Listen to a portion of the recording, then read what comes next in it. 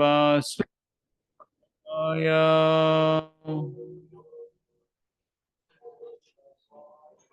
ओम नमो भगवते वासुदेवाय।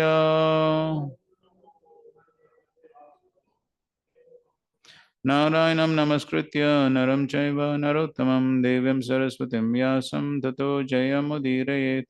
नष्टप्रायेषु भद्रेषु नित्यं भागवत सेवया भगवत्युत्तमश्लोके भक्तिर्भवति नैष्टिकी।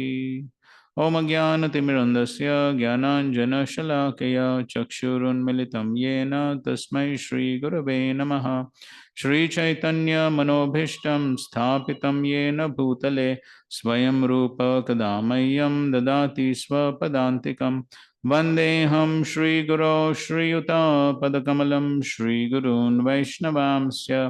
श्रीरूपं साग्रजातं सहगना रघुनाथान्वितं तं सजीवं साद्वैतं सावधूतं परिजनसहितं कृष्णचैतन्यदेवं श्रीराधा कृष्णपादान् सहगना ललिता श्रीविशाखान्वितांश्च। नमः ओं विष्णुपदाय कृष्णप्रेष्ठाय भूतले श्रीमते भक्तिवेदांत स्वामिन्निति नामिने।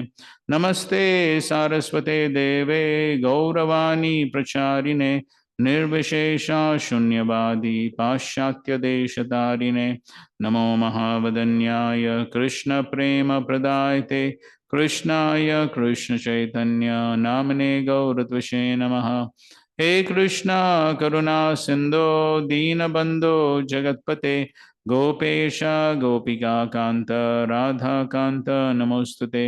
तप्त कांचन गौरांगी राधे वृंदावनेश्वरी वृषभानुसुते देवी प्रणमामि हरिप्रिये। वंशाकल्पतरुभ्यश्च कृपा सिन्धुभ्य एव च पतितानां पावनेभ्यो वैष्णवेभ्यो नमो नमः। जय श्री कृष्ण चैतन्य प्रभु नित्यानंद श्री अद्वैत गदाधर श्रीवासादि गौरभक्तवृंद। हरे Krishna Krishna Krishna Hare Hare Hare Ram Ram Ram Hare Hare. Hare Krishna. Some points from yesterday?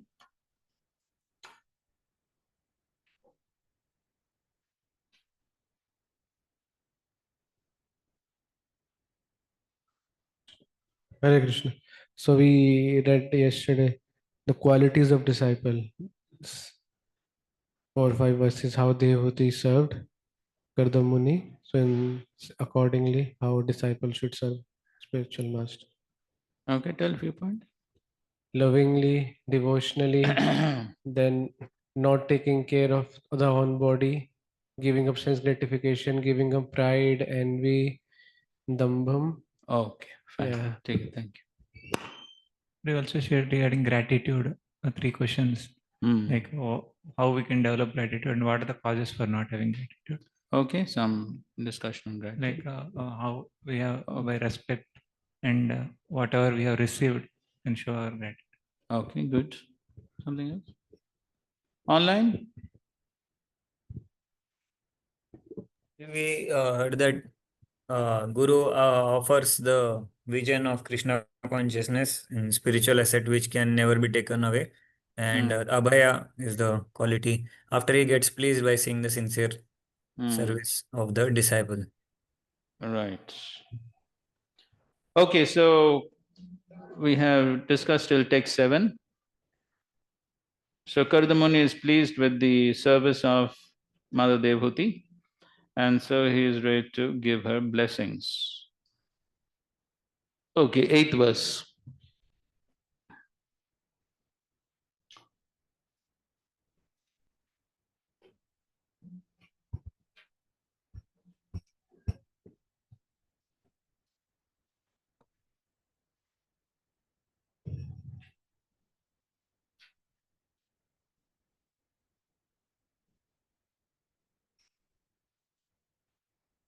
Okay. Anye punarbhagavato bhruva udvijrimba vibhram shitartha rachana kimurukramasya सिद्धासि भुङ्क्ष्व विभवान् निज धर्म दोहान् दिव्यान् नरे दुरदिगान् नृपविक्रियाभि. Kardamani continued, what is the use of enjoyments other than the Lord's grace? All material achievements are subject to be annihilated simply by a movement of the eyebrows of Lord Vishnu, the Supreme Personality of Godhead. By your principles of devotion to your husband, you have achieved and can enjoy transcendental gifts very rarely obtained by persons proud of aristocracy and material possessions. So here Kardamuni is describing what is the blessing that he is going to give. And that is the blessing of the Lord's grace. And then when one receives that, then all other material achievements will be insignificant. Because all of them are going to be annihilated by what? Bhagavata Bhruva Udvijrimba. Simply by the movements of the Lord's eyebrows. Vibramshita. Everything is destroyed. All that is artha rachana, material achievements. So he says, what is the use?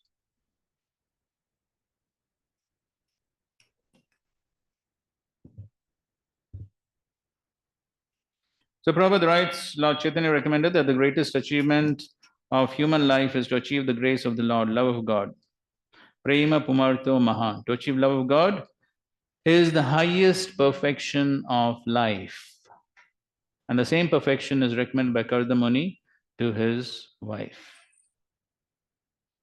So his wife belonged to a very aristocratic royal family. Generally, those who are very materialistic or who possess material wealth and prosperity are unable to appreciate the value of transcendental love of God. Although Devhuti was a princess coming from a very great royal family, fortunately she was under the supervision of a great husband, Kardamuni, who offered her the best gift which can be bestowed in human life, the grace of the Lord or love of God. This grace of the Lord was achieved by Devhuti by the goodwill and satisfaction of her husband. She served her husband, who was a great devotee and saintly person, with great sincerity, love, affection, and service, and Kardamuni was satisfied. He willingly gave love of God, and he recommended that she accept it and enjoy it because he had already achieved it. Love of God is not an ordinary commodity. Chaitanya Mahaprabhu was worshipped by Rupa Goswami because he displayed love of God.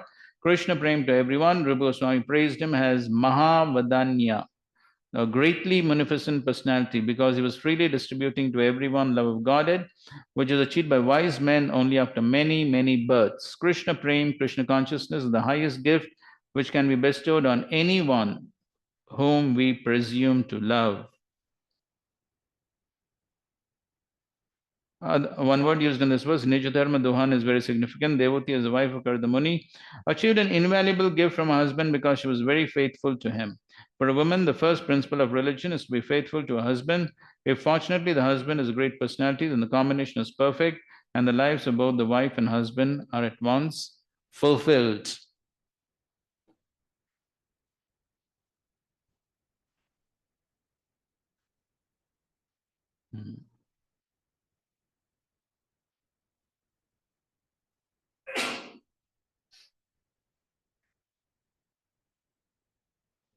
Bhruva Udvijrimba. There's one verse in the 10th canto of the Bhagavatam. Recently we were discussing this verse. That also talks about the movements of the Lord's eyebrows. This is 1087:32.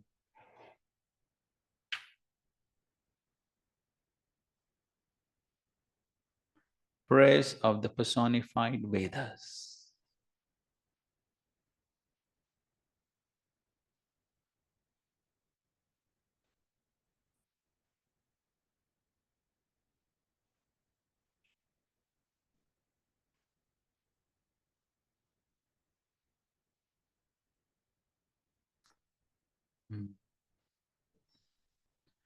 Here also it comes Tava Yad Bhruguti. Bhruguti, the eyebrows. So here they're saying the wise souls who understand how your Maya deludes all human beings render potent loving service to you, who are the source of liberation from birth and death. How indeed can fear of material life affect your faithful servants? On the other hand, your furrowing eyebrows, the triple rimmed wheel of time, repeated terrify those who refuse to take shelter of you. So, for those who don't take shelter of the Lord, then triple rimmed wheel of time that terrifies all those who don't take shelter of the Supreme Lord. So Kala destroys everything. So that's what Kardamani is also saying. Kala is going to destroy everything. By the moments of the Lord's eyebrows of Lord Vishnu, then all material achievements are subject to be annihilated. So the same thing they are also saying here. So therefore, the materialists or those in material consciousness are always fearful because they're going to lose everything. Everything material is going to be taken away. The only thing that's eternal is Jiva, Paramatma, and Bhakti. That's the only things which are eternal, which are not destroyed. Otherwise, everything else is going to be destroyed. And so therefore, here Kardamuni has given the greatest gift of Krishna Prem, which can never be destroyed. Correct? But still, what are the obstacles to achieve this Krishna Prem? What are the obstacles to achieve Krishna Prem? And how to overcome? Okay, have a quick discussion. 222. What are the obstacles to achieving Krishna Prem and how to overcome?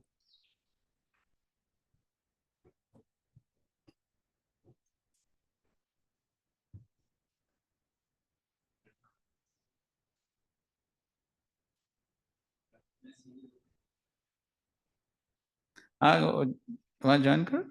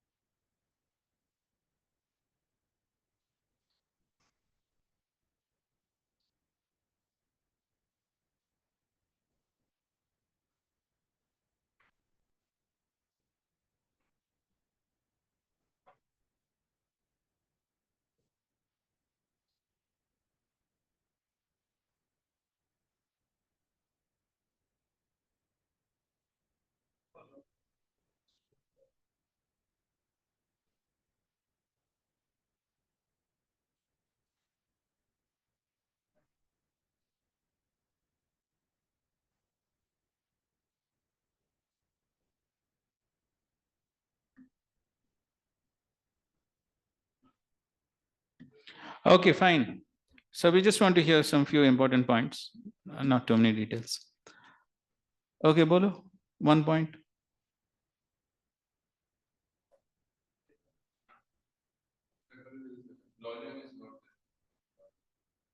Mm-hmm. Okay. Anarthas are there. Now you tell obstacle and solution. Acha, a lolium is not there. In order to develop that lolium, you need to read and know more about Krishna's his pastimes, his with his devotees who are having that lolium, so that you can also imbibe that. Okay, fine. Association. Okay, good. Association. Next.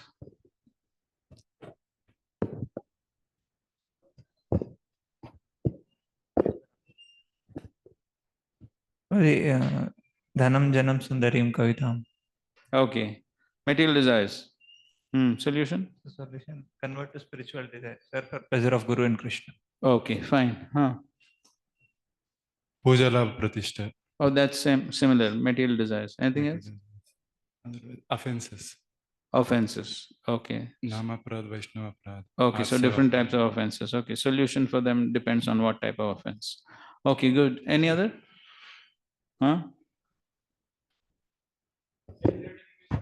Okay, same thing. Material desires. जन्म ऐश्वर्य. हाँ, वही हो गया ना. हाँ, और कुछ है? कुटिनाटी जीवा हिंसा. Same thing. हाँ. Okay, material attachments. Okay, fine. So, in the teachings of Chaitanya Mahaprabhu to Sanatana Goswami, he tells the story of the astrologer Sarvagya, who goes to a poor man, and the poor man is very sad because he does not have wealth. And then the astrologer tells him, no, actually your father left a big property. So you only have to dig the ground and find the wealth. But then he said, while digging, don't dig on the southern side, because there is what? There are insects, wasps, that will bite. Don't dig on the western side, because there is, yes, ghosts. And don't dig on the northern side, because there is cobra. Dig on the eastern side. You dig a little bit and you'll get the wealth. So what are those three sides compared to? South is compared to? Yes. So the karma kand. So the karma kand means material desires, basically. So the material desires, they sting, they cause trouble. Why? Why they cause trouble? Why do material desires cause trouble?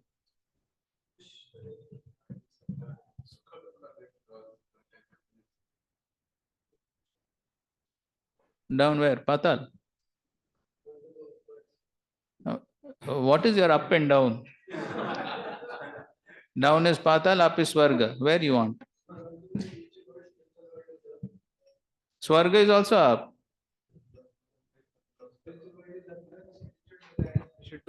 We will go upwards. Material desire will take us downwards. Okay. Opposite to spiritual world. I don't agree with your up and down. Swarga is also up only. It's still on the way. ठीक है. So the material desires, the main problem of material desires is what? Besides this up and down. What is the main problem? We get entangled. Entangled. Okay, can't focus. And? Okay, what you gain is temporary. What's the problem with the desires? What is the problem with the desires?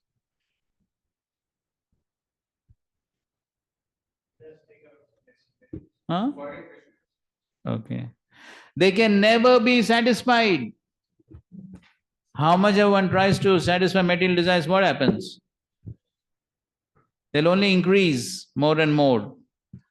Therefore, Krishna compares it to Third chapter.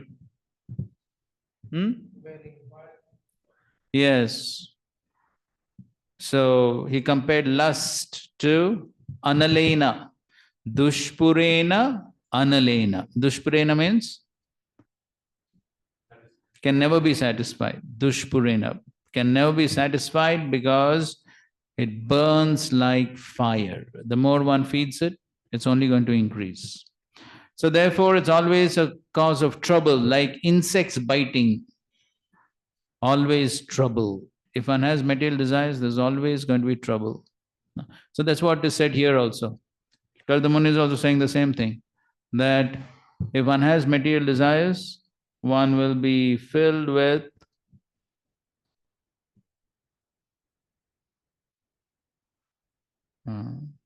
so he says duradigan, very difficult to obtain material things. Duradigan. And Vishnu Thakur says the objects of Swarga enjoyed by Indra's wife are filled with fear and lamentation. Shochati, Kangshati, this is material life. Raga, Dvesha, these are symptoms of material life, duality. So that is why material desires can never satisfy one. Okay, so who's on the western side? Yes. So the western side there is Pishachi, ghost. So the ghost also creates trouble, and the person haunted by ghost speaks like madman. So similarly, all the mental speculation of the jnanis, that is also like talk of a madman, mental speculation. So mental speculation, by mental speculation, one cannot understand the Supreme. Okay, tell them one verse to establish this. By mental speculation, one cannot achieve Supreme. Okay, this is of course the solution to mental speculation. Jnane prayasamudapasya namanta eva jivanti sanmukaritam bhavadiya vartam sthane sita shuddhigatam tanovan manobi ye prayaso ajita jita apitais trilokyam. So that is the solution. There Brahmaji is saying, give it up. Jnane prayasa udapasya, give it up. Okay, but which is the verse which talks about jnana? By jnana one cannot understand the Supreme. There is one verse in the Bhagavatam and there is one verse in Brahma Samhita. Okay, this is one. Vedeshu dullabam adullabam atma bhakta. This is also correct. But there is one which Srila Prabhupada quoted quite often.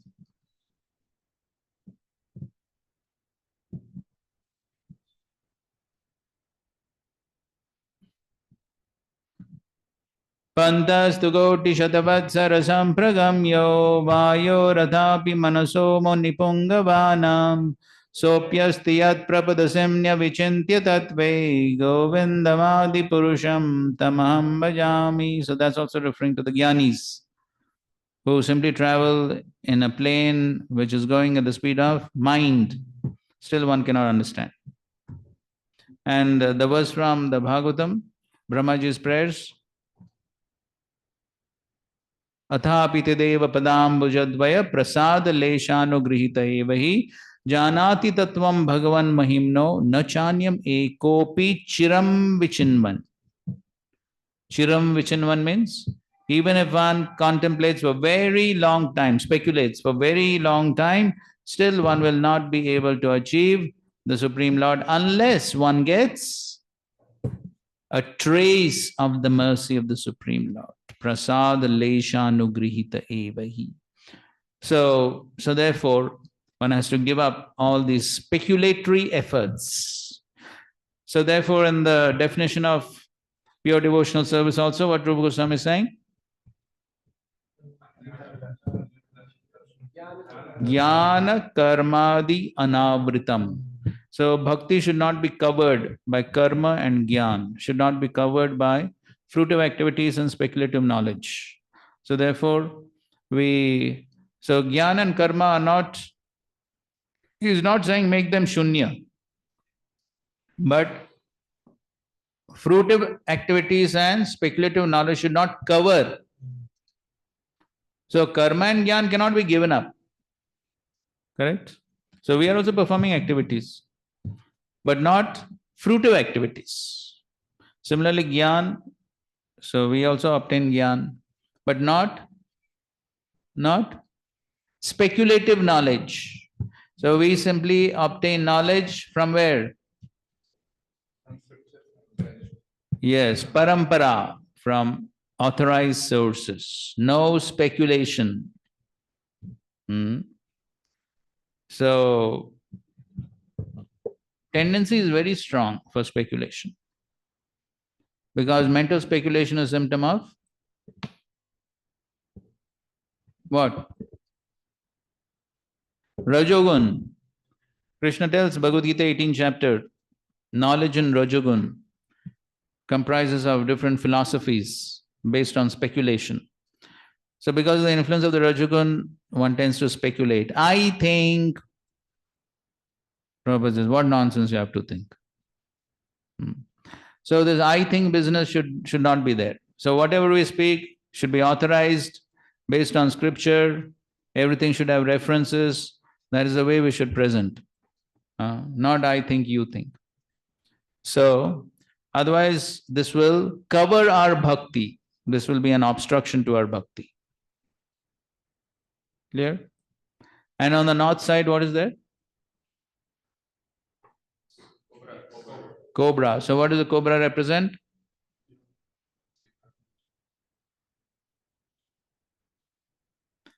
Okay, you're correct, but what's the goal? So the cobra represents the desire for kevalya, merging with the impersonal. So that can be the desire of the jnanis or the yogis. So, but it represents kevalya, just like kevalya means spiritual suicide, correct? So similarly, the cobra will engulf the person and finish him off. So therefore, that is compared to kevalya, the desire for liberation, desire for liberation. So that's also covered within the jnana part in the definition of pure devotional service, jnana. So jnana also refers to liberation, the desire for liberation of the jnanis. So one should not have a desire for liberation. So how does desire for liberation manifest for devotees? Service. How does desire for liberation manifest in devotional service?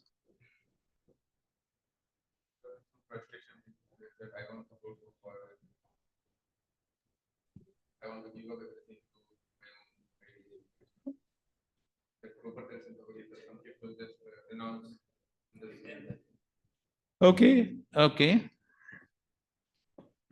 So basically, yes, so basically one wants to become free from miseries, free from all miseries and anxieties.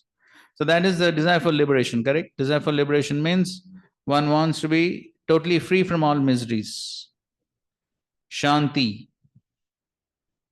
There are some organizations, Om Shanti organizations. So these are the impersonalists who want Shanti. So then in those places there is no kirtan, nothing, only Shanti. Sit and meditate on a light and chant Om. Very peaceful, right?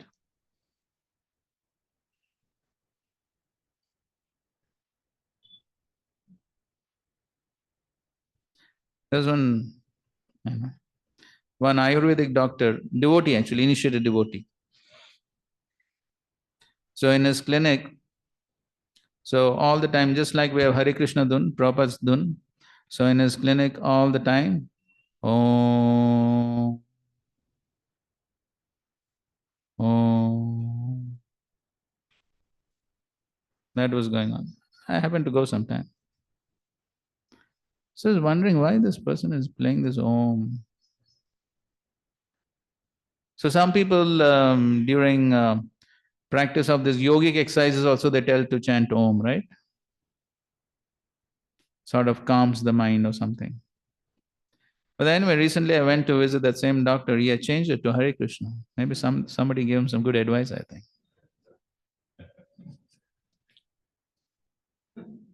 Hmm. But these tendencies are there. Hmm. So one wants that shanti. Hmm. In the Hare Krishna movement, where there is shanti?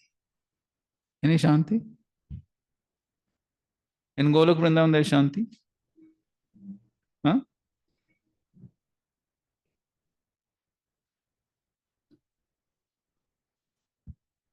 Hmm. So, yes. But the happiness derived from those activities to please Krishna is much, millions of times greater than this Shanti, Brahmananda. Rupa Goswami says, no? 3 million times. If you multiply Brahmananda by 3 million times, that is the happiness on the platform of Bhava, Moksha Laguta Krit. Moksha becomes Laghu. Laghu means what? Insignificance. So moksha, liberation, becomes insignificant for a devotee because he experiences much, much more higher taste by serving the Supreme Lord. So even though Mother Yashoda is in so much of anxiety, all the time in anxiety about Krishna. But that gives so much of transcendental pleasure that the Shanti business has no place.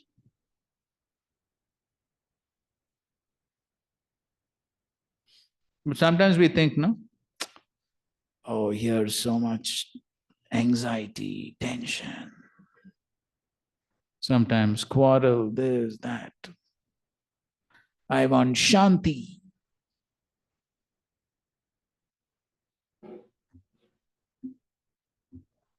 Some people go away for that reason.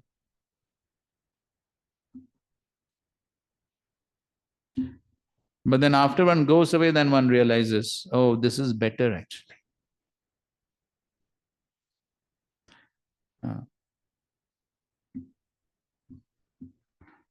Because Srila Prabhupada compares that impersonal liberation to Prabhupada's very practical example. He says, just like two examples Prabhupada gives. One example, he says, just like if one is, Prabhupada is actually going on some morning walk or something and some conversation is going on. He says, just like if somebody is told to live in this open field, alone, open field, nobody to disturb. Shanti, absolute Shanti. How many will be ready?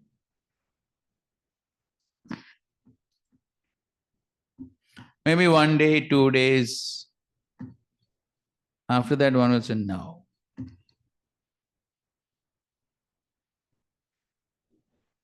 Another example Prabhupada gives is of flying in the sky. You go in a plane, you see in the sky, what do you see? What do you see? All around? No, the plane actually goes above the clouds. Then what one sees? Only sky. Blue sky.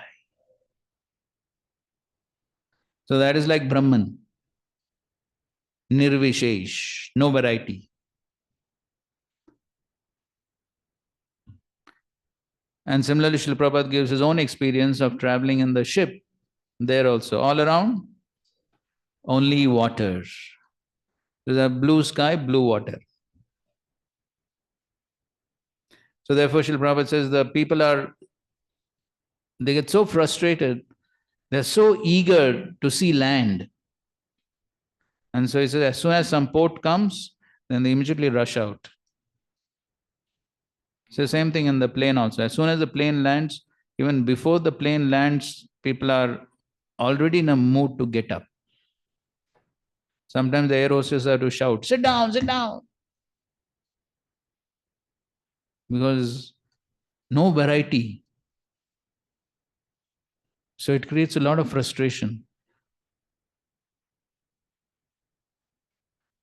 And therefore people are in such a great hurry to get out. So anyway, so all these are obstacles to achieving prema. Okay? So anyway, so now Kardamuni is offering Devati what? Krishna Prem. You have any questions or comments on this?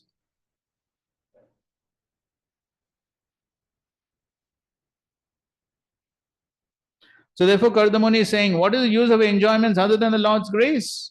Everything is going to be finished by Bhagavata Bhruva Udvijramba. So that was what even Hiranyakashipu was doing, correct? By the movement of his eyebrows, he was controlling everyone. But then the fact is that he himself was being controlled by somebody else's eyebrows. That he couldn't understand. Okay, next, 9th verse. Evam brvanam abhala kila yogamaya vidya vichakshanam avikshagata. No, this is, meter is not correct, I think. Evam brvanam abhala kila yogamaya vidya vichakshanam avikshagata dirasit samprashraya pranaya vivalaya gireshad Vridavaloka vilasadasitananaha.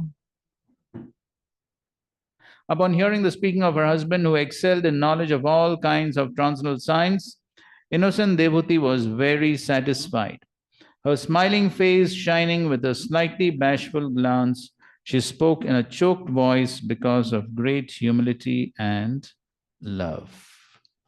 So, of course, she was very satisfied by receiving this greatest gift. And so then she speaks.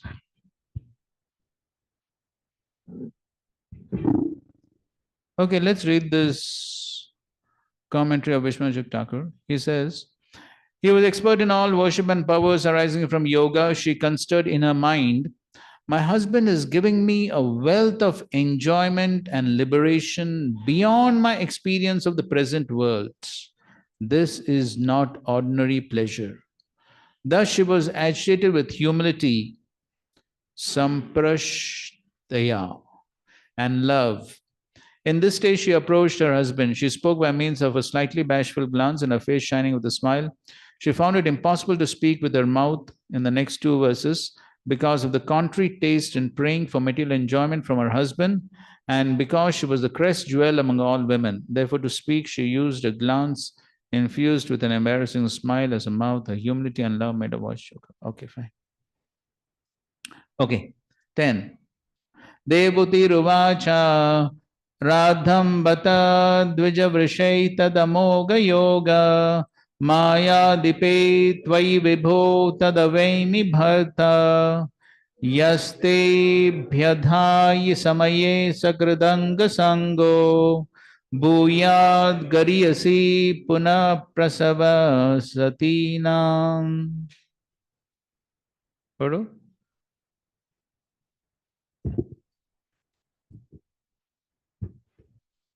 Shri Devati said, my dear husband, O best of Brahmana, I know that you have achieved perfection and are the master of all the infallible mystic powers because you are under the protection of Yogamaya, the transcendental nature. But you once made a promise that our bodily union should now fulfill, since children are a great quality for a chaste woman who has a glorious husband. So that's what Vishwanath Chakravarti is explaining. So she has this desire to have children, which is a sort of material desire. But at the same time, Kardamuni said he is giving Krishna praying. So therefore she's feeling a little shy to express herself. So, but now anyway, she's expressing that he has promised to give her children. And so that is what she is requesting for.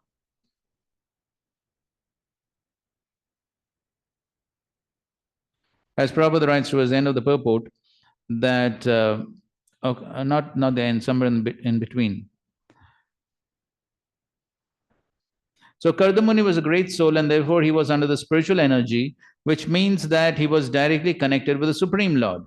The symptom of this is Krishna consciousness, constant engagement, devotional service. This was known to Devhuti. So what was known? That Kardamuni is spiritually advanced. Yet she was anxious to have a son by bodily union with the sage. She reminded her husband of his promise to her parents, I will remain only until the time of Devhuti's pregnancy. So she reminded him that for a chaste woman to have a child by great personality is most glorious. So she wanted to be pregnant and she prayed for that. The word Stri means expansion. By bodily union of the husband and wife, the qualities are expanded. Children born of good parents and expansions of the parents' personal qualifications. Both Kardamuni and Devhuti were spiritually enlightened. Therefore, she desired from the beginning that first she be pregnant and then she be empowered with the achievement of God's grace and love of God. Okay, so first of all, she wanted a child and then love of God. For a woman, it's a great ambition to have a son of the same quality as a highly qualified husband. Since she had the opportunity to have Kardamuni as her husband, she also desired to have a child by bodily union.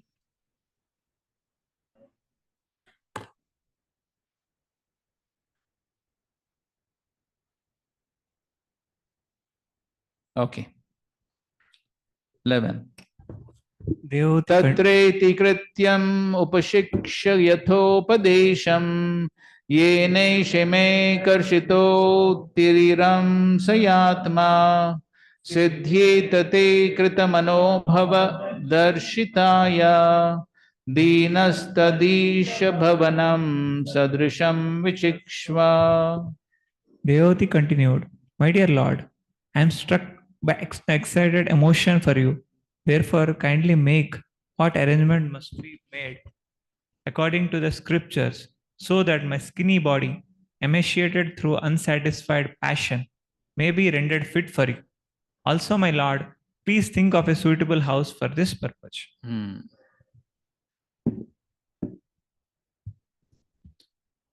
So she wants to basically have a child, and so she's requesting her husband to make all the necessary arrangements.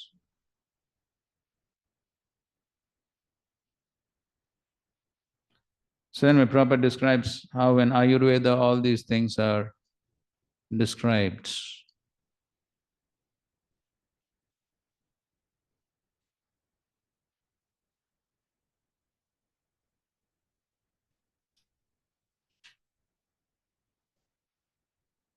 So Prabhupada writes towards the end of the purport, when the passion of the woman is greater, there's chance of a girl's being born. When the passion of man is greater, then there's possibility of son. Devhuti wanted the passion of her husband to be increased by the arrangement mentioned in the Kama Shastra. She wanted him to instruct her in that way, and she also requested that he arrange for a suitable house, because the hermitage in which Kardamuni was living was very simple and completely in the mode of goodness, and there was less possibility of passions being aroused in his heart. Okay, now you read the verses now. I mean translations. So now we'll see what Kardamuni does.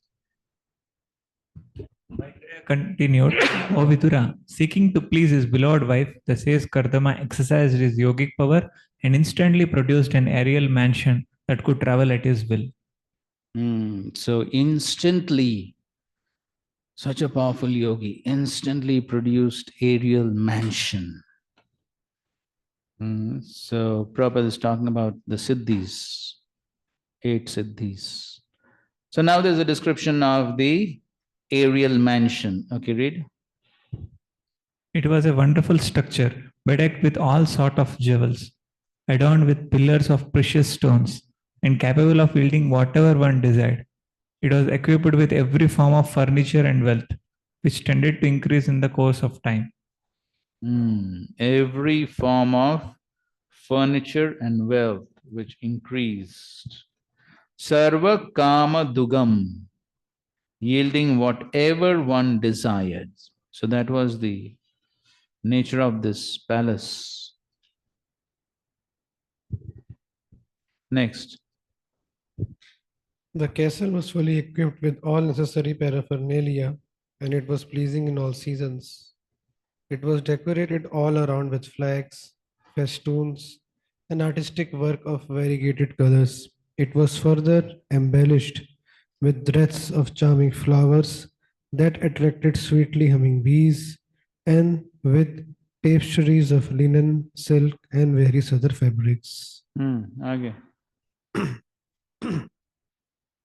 The palace looked charming with beds, couches, fans, and seats, all separately arranged in 7 stories. 7 stories palace flying in the sky.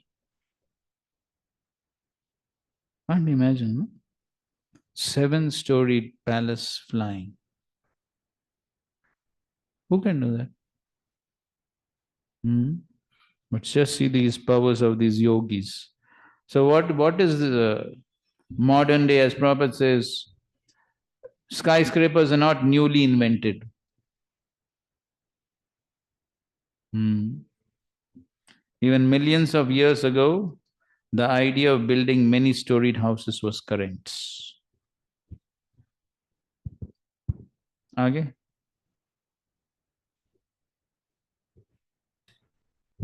Its beauty was enhanced by the artistic engraving here and there on the walls. The floor was of emerald and coral dashes.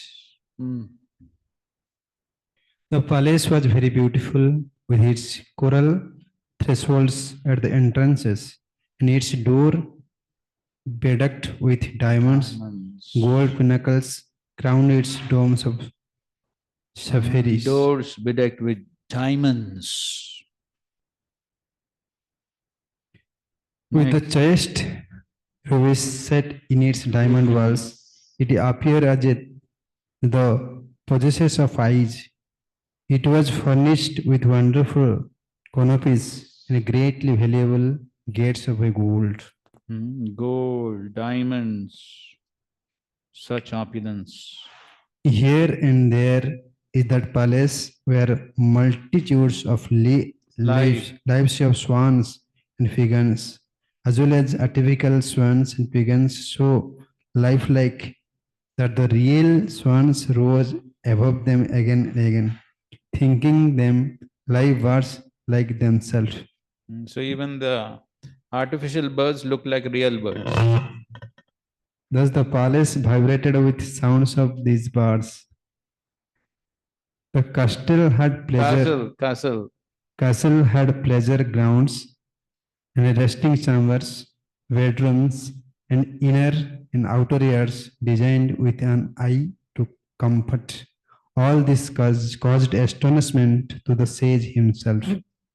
He only created, he is only astonished. When he So saw wait. Prabhupada writes that that is the way of a God-gifted person.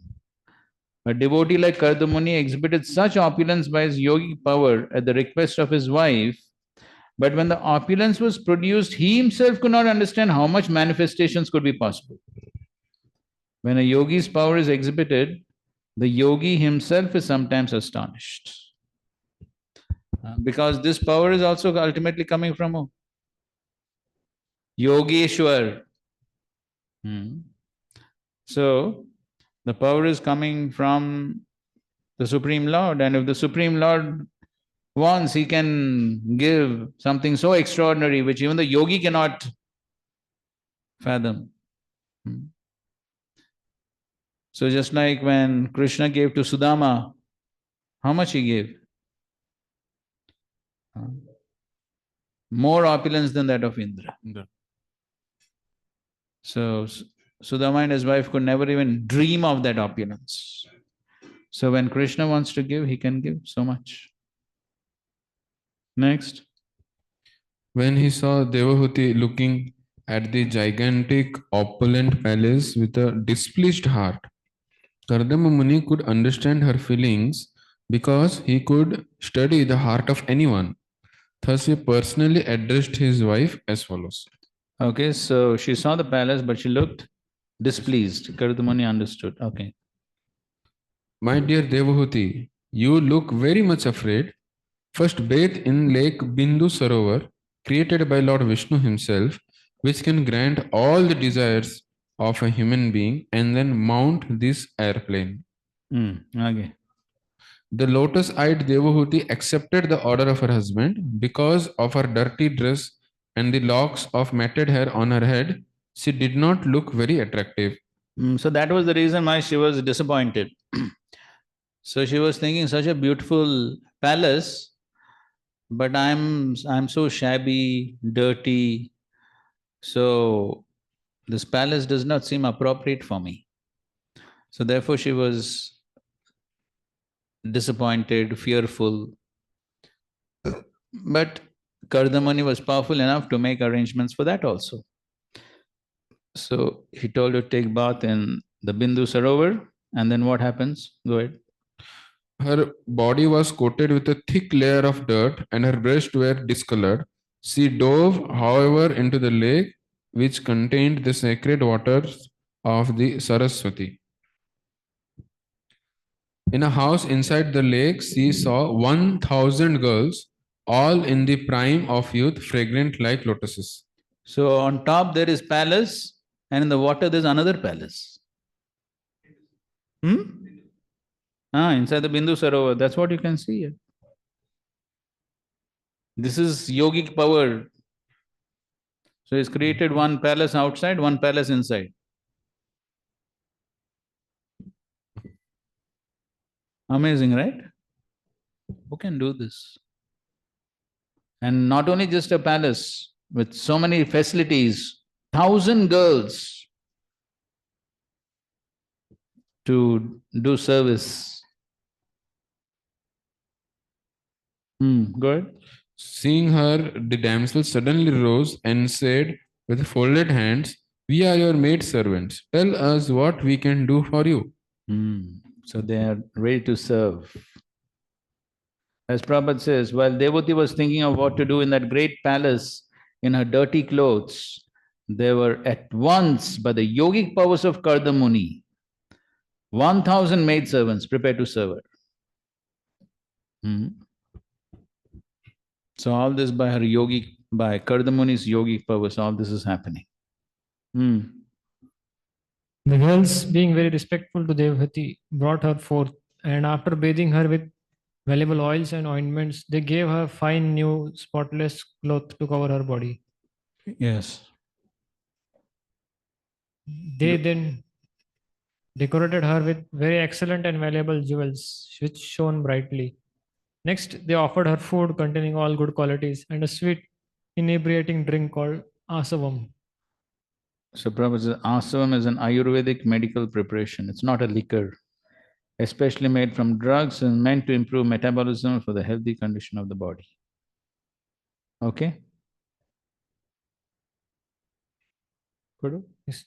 Then in the mirror, she beheld her own reflection. Her body was completely freed from all dirt, and she was adorned with a garland, dressed in unsullied robes and decorated with auspicious marks of tilak. She was served very respectfully by the maids. Okay, online? Online, who's there? The entire body, including her head, was completely bathed, and she was decorated all over with ornaments. She wore a special necklace with a locket. There were bangles on her wrists and tinkling anklets of gold about her ankles. So, Prabhupada is talking about this Krita Shira Snanam.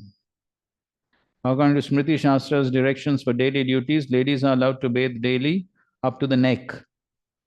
The hair on the head does not necessarily have to be washed daily, because the mass of wet hair may cause cold. For ladies, therefore, taking a bath up to the neck is ordinarily prescribed, and they take a full bath only on certain occasions. All this is there in Shastra. This is all Shastra. So Shastra is not just philosophy. So many practical things. Everything is there in Shastra. Therefore, Vedas. Vedas means what?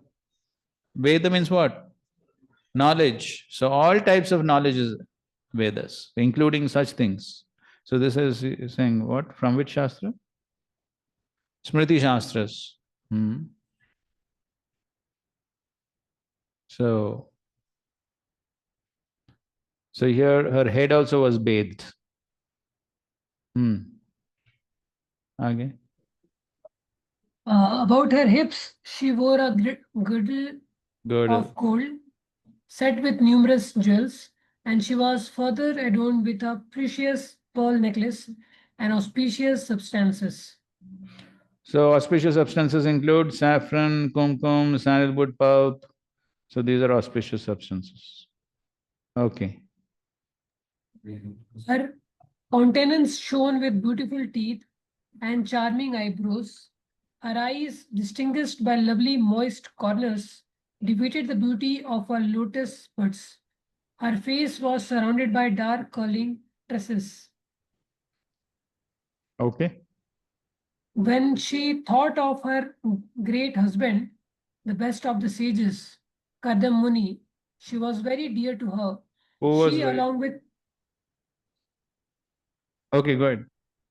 She, along with all the maidservants, at once appeared where he was.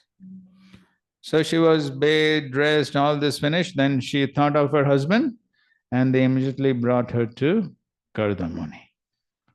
So Prabhupada writes, everything was done within the water, and as soon as she thought of her beloved husband Kardama, she was brought before him, without delay.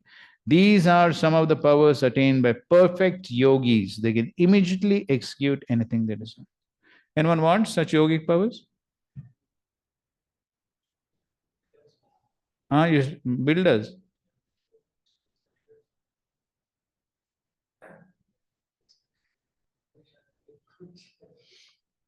आसानी से कैसे मिलेगा?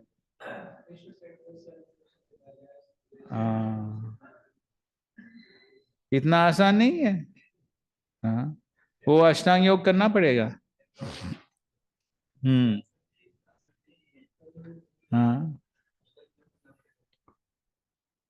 और वो भी ऐसा नहीं कि एक जन्म में सब मिल जाएगा. हाँ, तो फिर वो अगले जन्म में वो बिल्डर का बेटा बनेगा, क्या बने? कुत्ता बनेगा, क्या पता.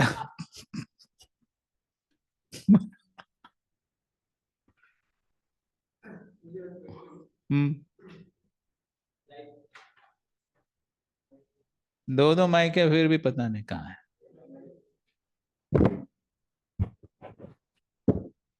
I was just wondering that her body was covered with dirt, but our Vedic prescription is we take bath at least 1 or 2 times a day. She might be taking bath every day. Why it was covered with dirt? Thick layer of dirt, it has been mentioned.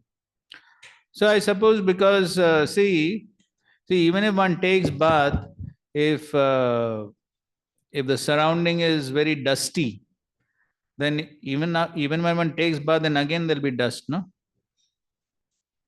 So she's living in the forest.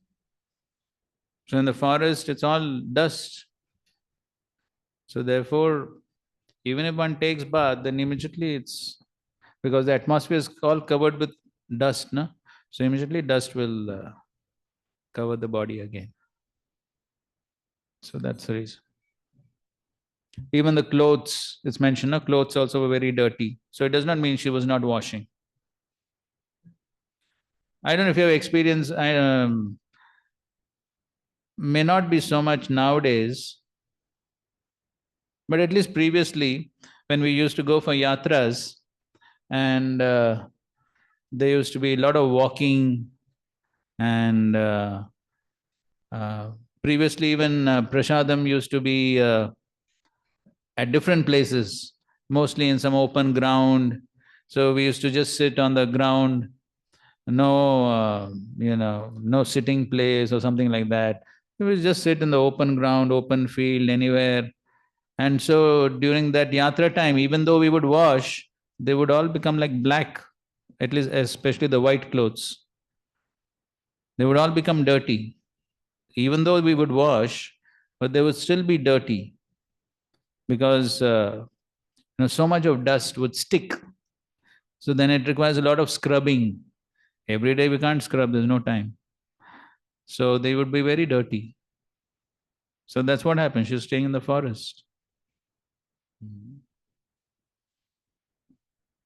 Okay, आगे पढ़ो.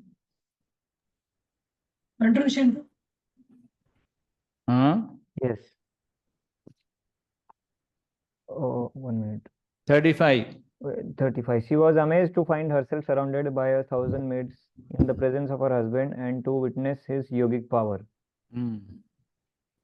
The sage could see that devotee had washed herself clean and was shining forth as though no longer his former wife.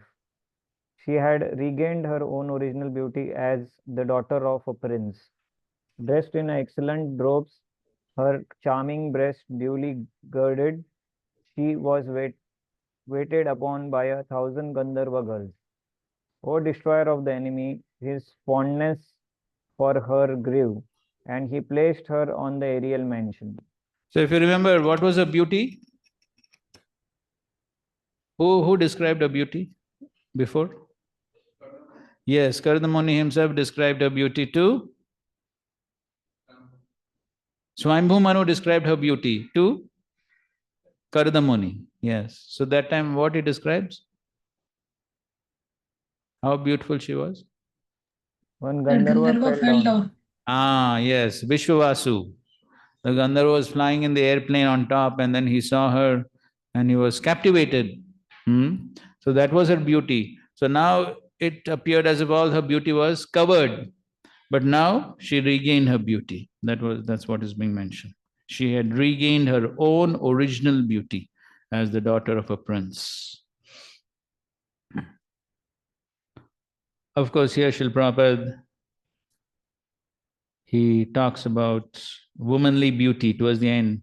Sripad Shankaracharya has therefore warned the transcendentalist, the one who's after the transcendental realization should not be attracted by the raised breast of a woman because they are nothing but an interaction of fat and blood within the body. So that's good for those in the renounced order to have that perception.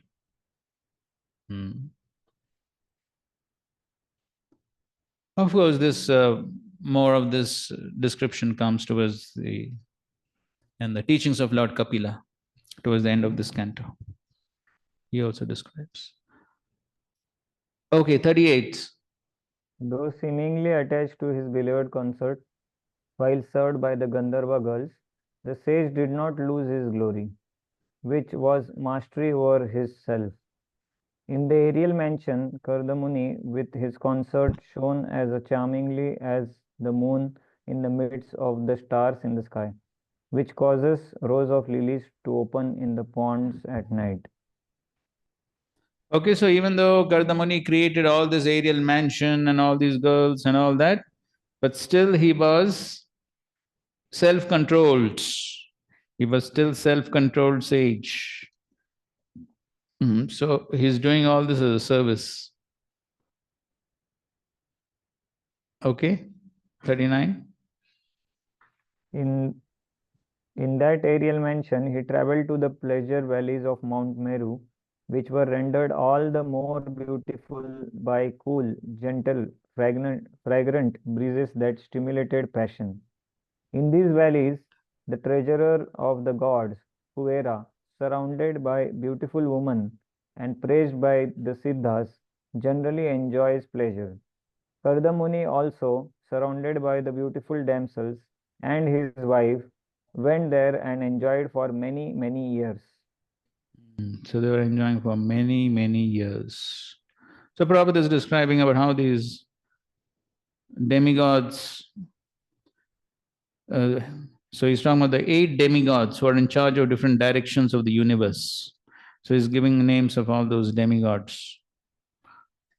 And so anyway, Kardamuni went to this Mount Meru and there he enjoyed for many, many years. Okay, 40. Satisfied by his wife, he enjoyed in that aerial mansion not only on Mount Meru, but in different gardens known as Vaishwarambhaka, Surasena, Nandana, Pushpabhadraka, and Chaitrarathya, and by the Manasa Sarovar lake. Okay, so in this way he enjoyed in different places. Okay, we'll continue here. 41. He traveled in that way through the various planets as the air passes uncontrolled in every direction. coursing through the air in that great and splendid aerial mansion, which could fly at his will. He surpassed even the demigods. So his opulence surpassed even the demigods. So Prabhupada is explaining that demigods also cannot travel like this. The planets occupied by demigods are restricted to their own orbits. But Kardamuni, by his yogic power, could travel all over the different directions of the universe without restriction. So even the demigods, they can stay only in their planets. They just cannot travel anywhere. Within their planet, they can travel. But here Kardamuni is traveling to different planets also. Who else traveled to different planets? Oh, Narad Muni travels. Another yogi? Yes, Durvas Muni. He was so powerful, he went beyond all the material planets to Vaikuntha. He even went to Vaikuntha. He was so powerful. So as Prabhupada writes, it is not possible to travel to any other planets because by the laws of nature, even the demigods cannot move from one planet to another.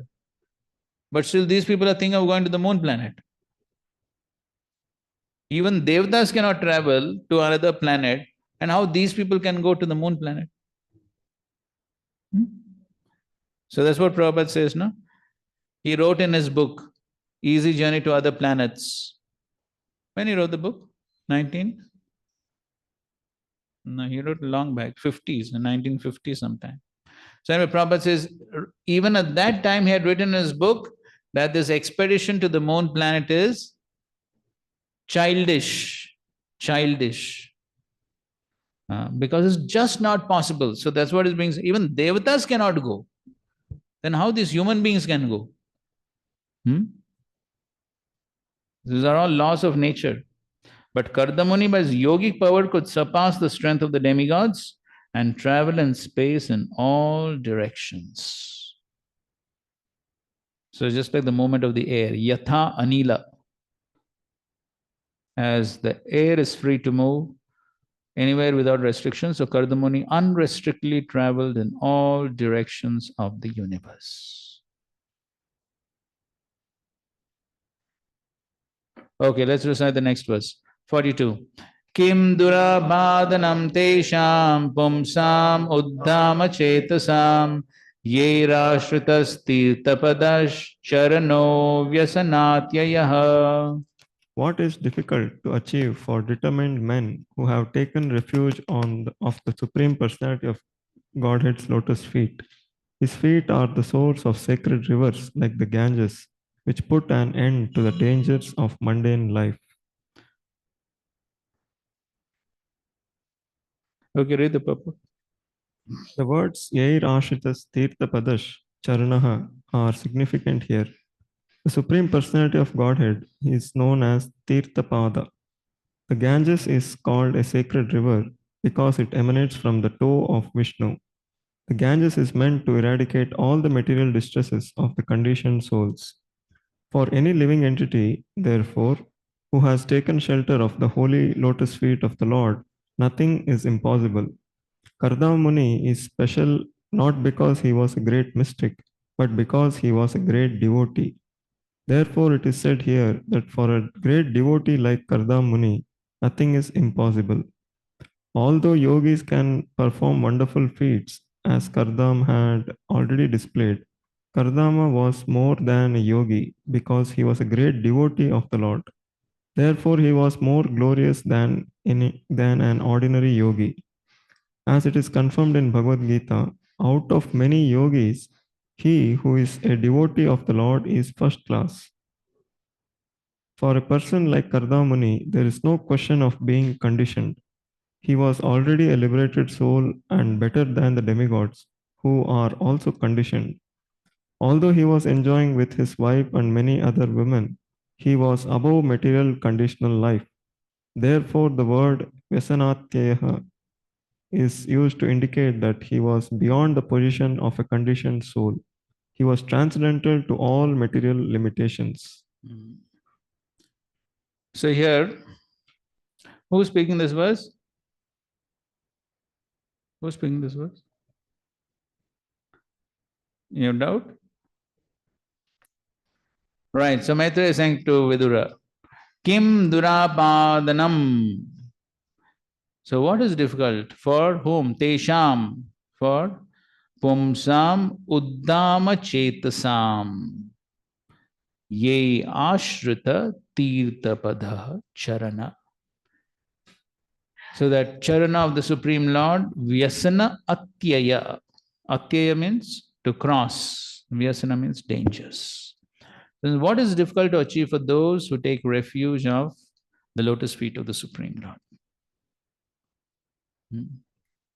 So Kardamuni he can perform all these wonderful feats, not only because he was a yogi, but because he was devotee.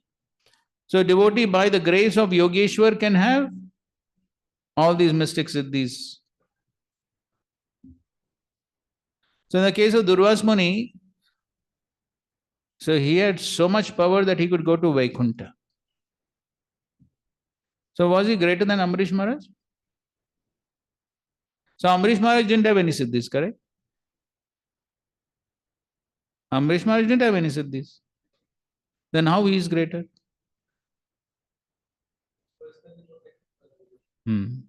So even though he didn't have any siddhis, there was no need for them.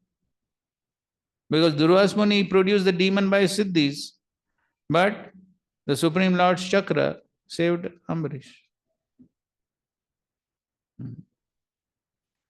But in any case, if Krishna wants, a devotee can also have siddhis.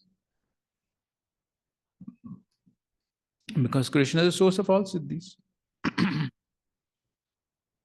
So there is this pastime about Rasikanand. You know Rasikanand? He's a disciple of Shyamnand Pandit. So what magic he did? Huh?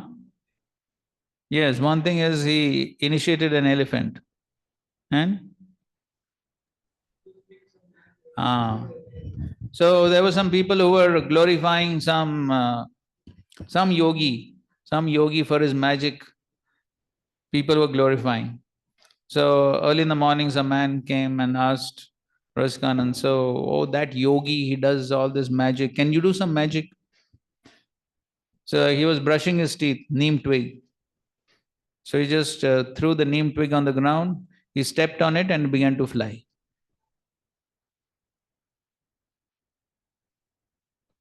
And then he flew for some time and came back. Are you satisfied? Okay. And you know the pastime of the magician who came to Srila Prabhupada and he was showing some magical tricks and devotees were also quite impressed. Then what Srila Prabhupada said? And then the man asked Srila Prabhupada, can you also do some magic like this? What Srila Prabhupada said?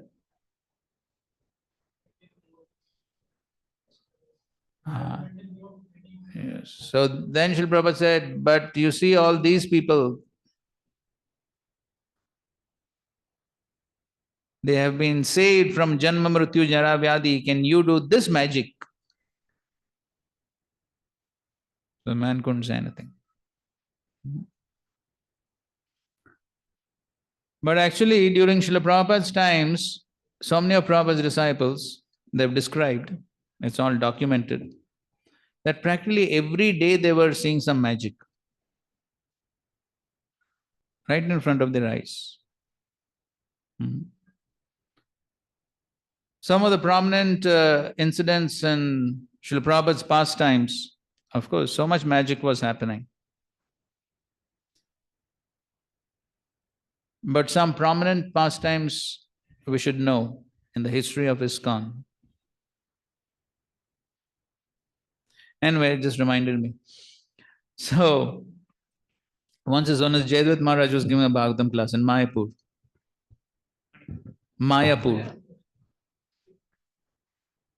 So of course we know Maharaj takes a lot of questions. So finally Maharaj said, last question. And one non-devotee was in the audience.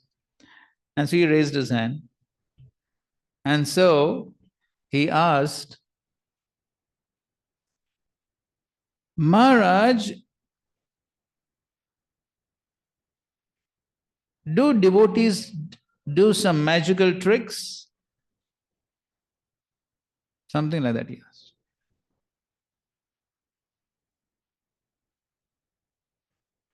And so if you think of where the Bhagavatam class takes place in front of Radha Madhav. So if you imagine, here is the altar, Radha Madhav altar. The Vyasasana is here, correct? And this is the temple hall. And what is on the other side?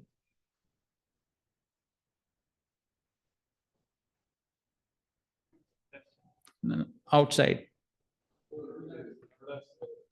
Beyond that?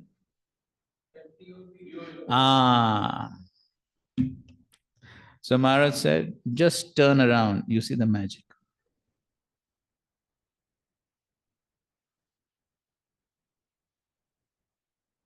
Maharaj gives those very precise answers. So Maharaj said, just turn around, you can see magic.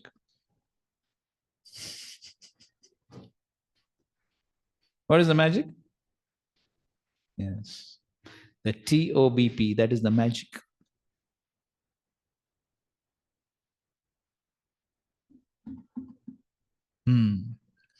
Not so easy.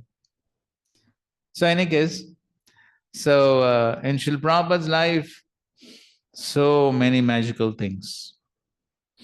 To name a few, so one is Shyam Sundar Prabhu writes in his Chasing Rhinos with the Swami, you may have read that. Anybody read? You read? So he tells about this 1967 San Francisco. What? Okay, anyways. So they had rented a storefront for the temple, apartment for Srila Prabhupada, and they were also staying in another apartment, Shamsundar and Malti Mataji. And all of them were hippies. And of course, Prabhupada had his first three volumes of the first canto. Not much was being sold. So practically there was no one earning money. But they were spending for the rent of the 2 apartments, and they were also feeding people. So then there's sabji and grocery and everything. So they were only spending, but they were not paying anything. So then after a month, then people started asking, we want the money. So Shamsundar Prabhu was worried, from where's the money going to come? And so one early morning, Shamsundar Prabhu and Malti Mataji were walking from their apartment, little distance away, to the temple, the storefront. It was early morning, slightly dark. And then all of a sudden, Shamsundar Prabhu sees some pieces of paper floating. And he was wondering, there's no breeze also. There's no breeze. From why these pieces of paper are flying around? So anyways, when they settled down, he picked up one of them and he saw it was $100 notes.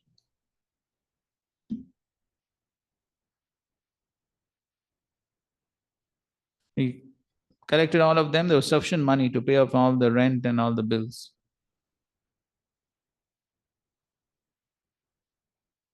Magic.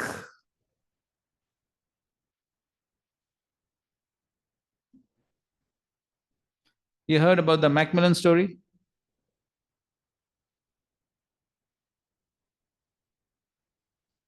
So anyway, Srila Brahmanand Prabhu.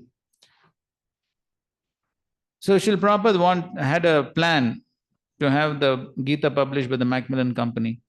And he was planning, some other devotees had tried, nothing worked out. So anyway, then he told Brahmanand Prabhu.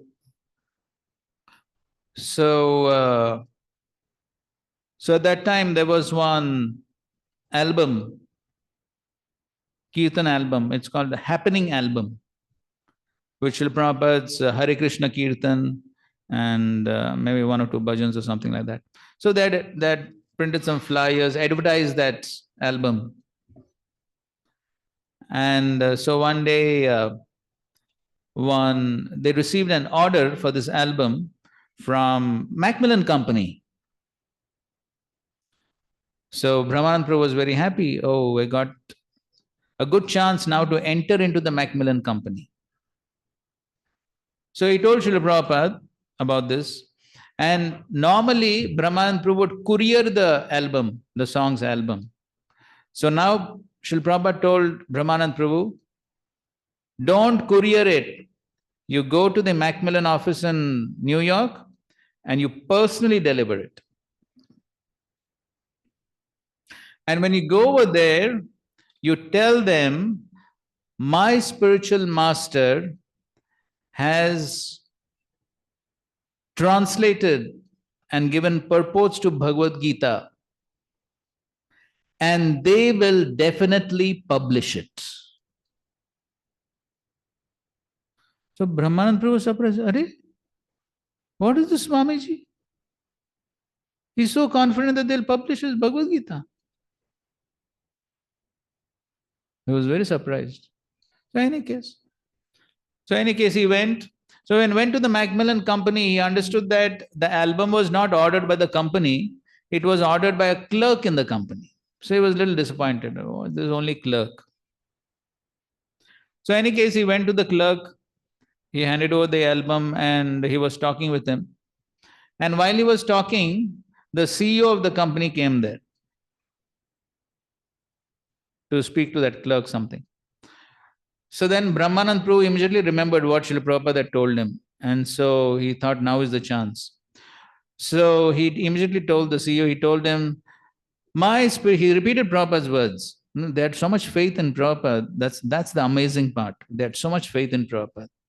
So he just repeated Prabhupada's words. My spiritual master has written translation and purpose to Bhagavad Gita. Would you like to publish it?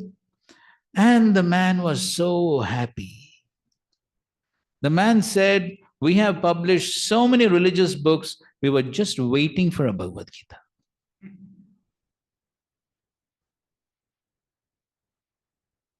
And the next day, Srila Prabhupada personally went and handed over the manuscripts for the Gita. That's how the Macmillan Company accepted. Magic.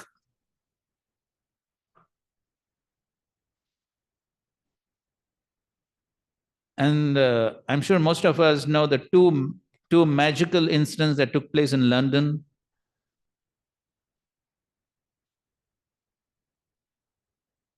Very famous. What happened?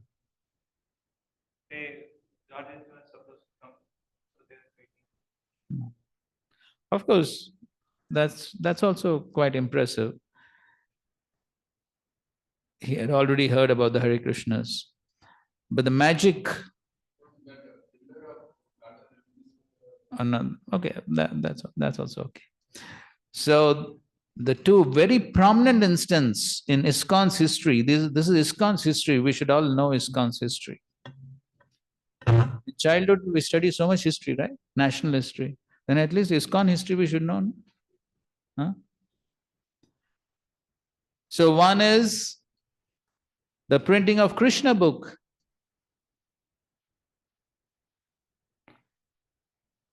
So after Shamsundar Prabhu had made friends with George Harrison and all that, so then Srila Prabhupada had written the Krishna book.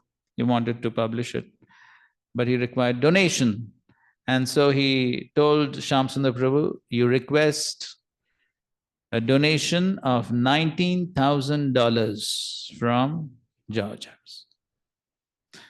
So now Shamsundar Prabhu was very reluctant because he thought that if he asked for donation, the relationship may be spoiled. Because then George may think, oh, these people are beggars. They're also begging. So he was very reluctant to ask. But Srila Prabhupada was sort of pushing him. And then, so finally one day, George Harrison had invited him for dinner. And so Shamsundar Prabhu goes. So they have the dinner and everything. And all the time, this is there in the back of his mind. I should ask. But he didn't have the courage. And finally, the dinner was over. The plates were wound up. everything was finished. And so Shamsundar Prabhu said, I should ask. He was still hesitant. So finally he took courage and he told. He said, my spiritual master Srila Prabhupada has written this Krishna book, description of Lord Krishna's pastimes, activities, the activities of the Supreme Personality of Godhead. He wants to publish it. And he's requesting for a donation of $19,000. And as soon as he said that, he saw the expression on George Harrison's face turn. He looked somewhat disappointed. And Shamsundar Prabhu thought, oh, this is just what I expected. This is just what I feared. And just at that moment, there was a power cut. Actually, there was no storm, nothing. All of a sudden, there was a power cut. And everything became pitch dark and totally silent. He writes, we could hear each other's breathing. It was so silent. And that lasted for a few seconds, just a few seconds. And after a few seconds, the lights came back, and George Harrison was smiling.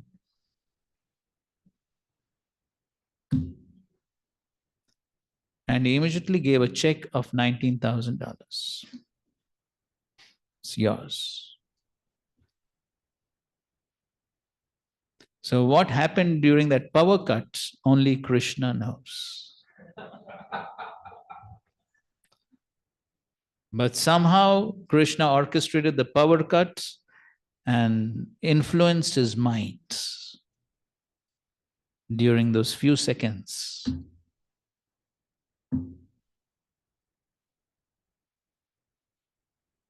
Just magical.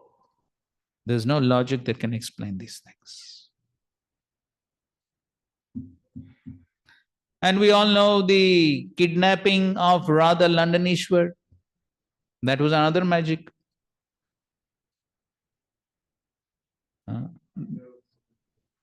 Huh? Yes. That was the reason the man called.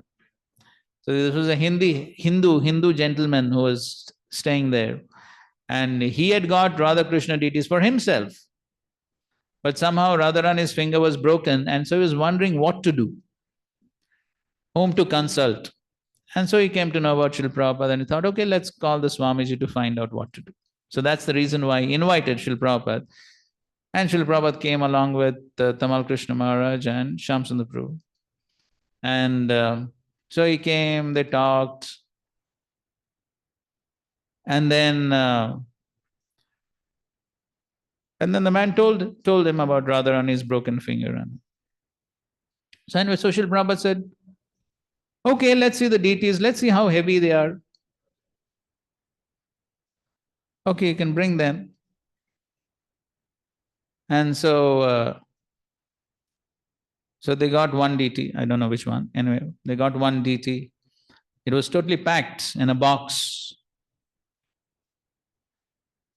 And then Srila Prabhupada told one of them, Tamal Krishna Maharaj, one of them, okay, just see how heavy it is.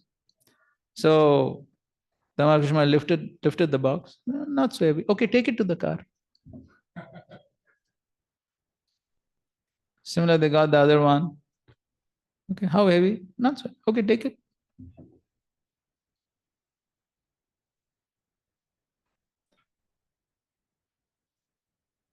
So Srila Prabhupada had both Radha Krishna put in the dicky of the car behind. Now the magic is what? The man is watching right in front of his eyes. He's watching the deities go away. He doesn't speak a single word. This is the magic, which can never be explained. But this is the magic. He's seeing his deities go away right in front of his eyes. He's put into such an illusion. This is just like Yogamaya. He's just watching and he's not saying anything. He's just stunned seeing this Leela happening. And Prabhupada doesn't say a single, he just puts the boxes and he tells, drive. Before the man could say a single word, they were gone.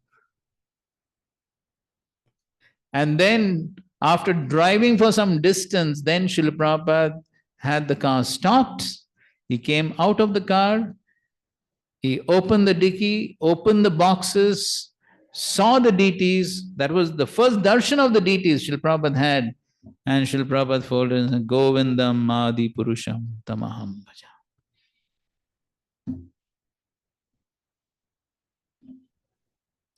Now, to add to this mystical event, some background also must be known.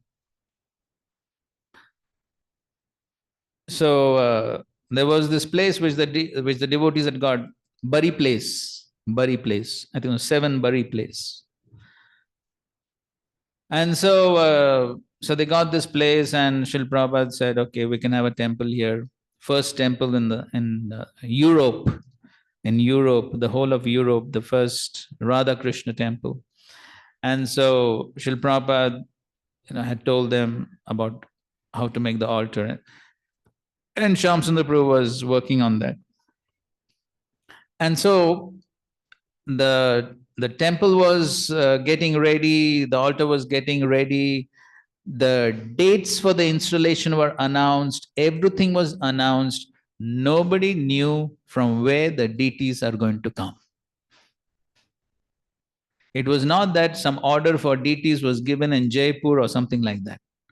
Nothing was there.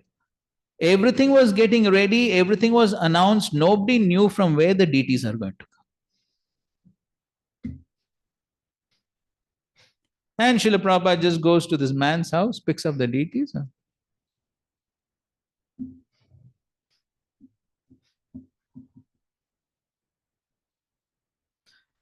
So, actually, Srila Prabhupada's disciples didn't require much philosophy.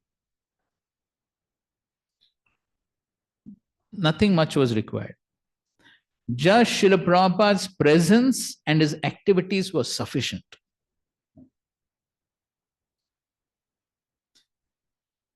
Just by seeing Srila Prabhupada and the magic that he was creating every day instilled so much of faith in them that all this philosophical discussion was not even required.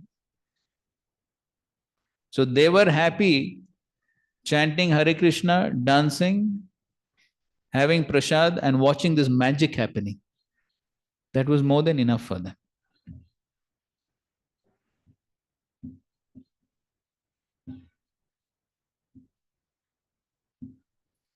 And there's also the magic about the Fisher Mansion, Detroit. You know that?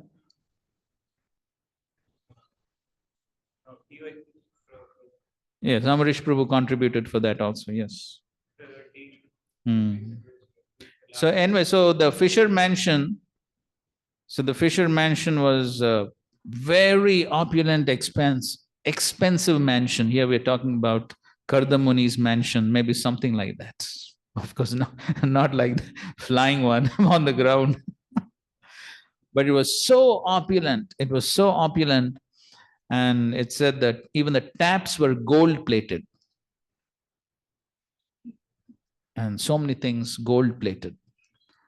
And I think so there were ivory, even ivory was used in for some things, some furniture. So very opulent. And so the man wanted to sell. And so some of these devotees came to know, and they told Srila Prabhupada. So Srila Prabhupada went to Detroit and he said, okay, let's see.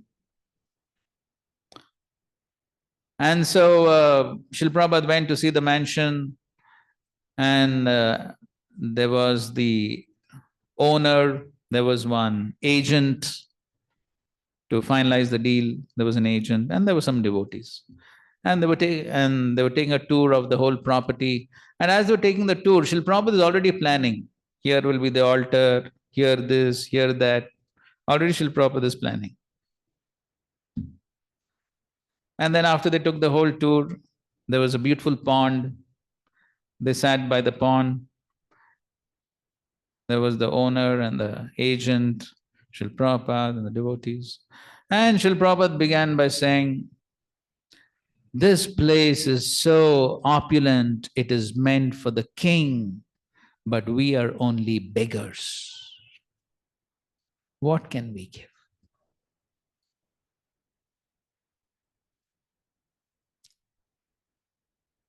So anyway, so Srila Prabhupada began like that. And then, so talks went back and forth, not back and forth for too much time, but very soon, Srila Prabhupada, I think so, he finalized the deal at some $300,000.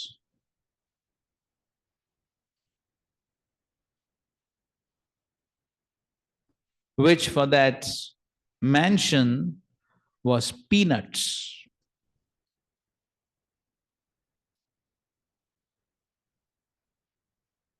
Very cheap.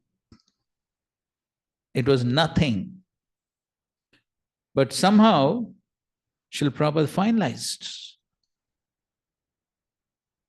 Srila Prabhupada finalized, and then he had Ambarish Prabhu and this Mataji. What's her name? Laksha something. I'm forgetting the name. So now what became the talk of the town was, so these two families, they were rivals.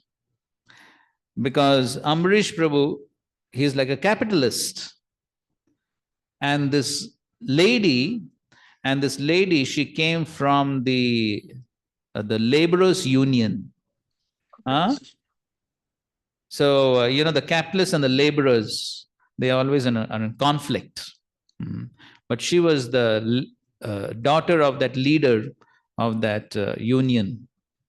And so that became the talk of the town, that how these two people came together and they gave the money to buy this fisher mansion.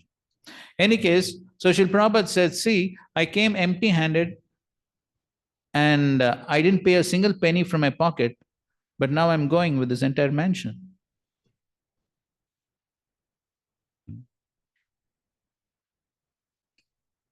And Srila Prabhupada walked away with the deal. And after Srila Prabhupada went away, then when the devotees came to take possession of the place, the owner, he said, your Swamiji, that old man, has cheated me.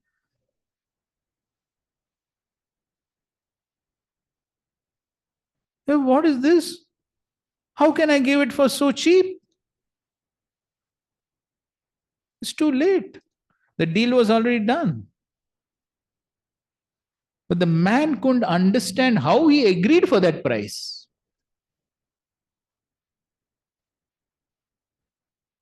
That is miracle. That's how Krishna does all the magic. Yogeshwar. The man couldn't understand, just like that Radha Landaneshwar. Simply an illusion. He just agreed. And then it said when the devotees actually came to take possession, then this man was trying to remove the gold plating and all that, so that at least he could get something.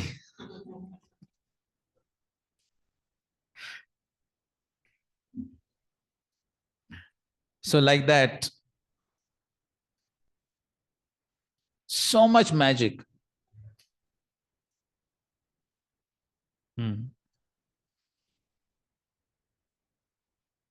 So maybe one last pastime I'll tell before the break. This I heard very recently from Rameshwar Prabhu. So Rameshwar Prabhu says, this was in 75 or 76, something.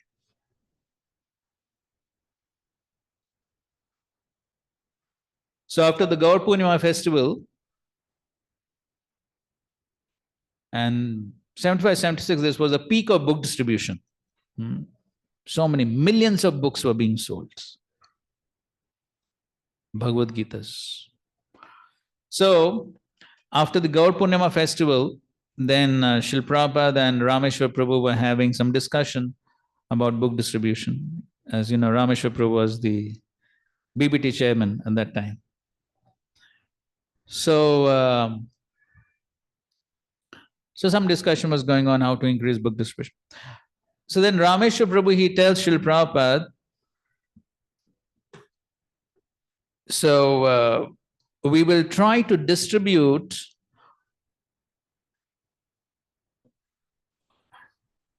1 million Bhagavad Gitas in 1 month.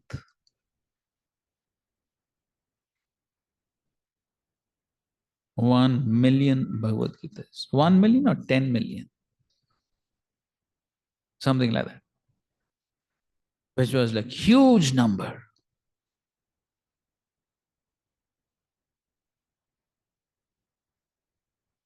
So he told Srila Prabhupada, yes, we will do this. But now, there were 2 challenges. One was, where's the money going to come from? And the second was, who's going to do so much printing in one shot?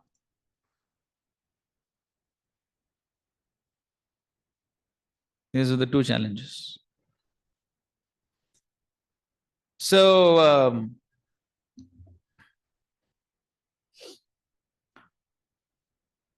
so somehow, again, this is another magic.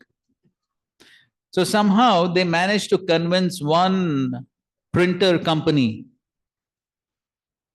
to print these many number of Bhagavad Gitas in one shot. That means what? These printers have to keep aside all other orders, isn't it? And just focus on this Bhagavad Gita. Keep all other orders aside and focus on this. So who would be ready? But again, by Krishna's magic, one printer company agreed to do this work. Somehow they were convinced. So somehow they went, spoke to them about the glories of Bhagavad Gita and what benefits they will get by printing Bhagavad Gita and all that.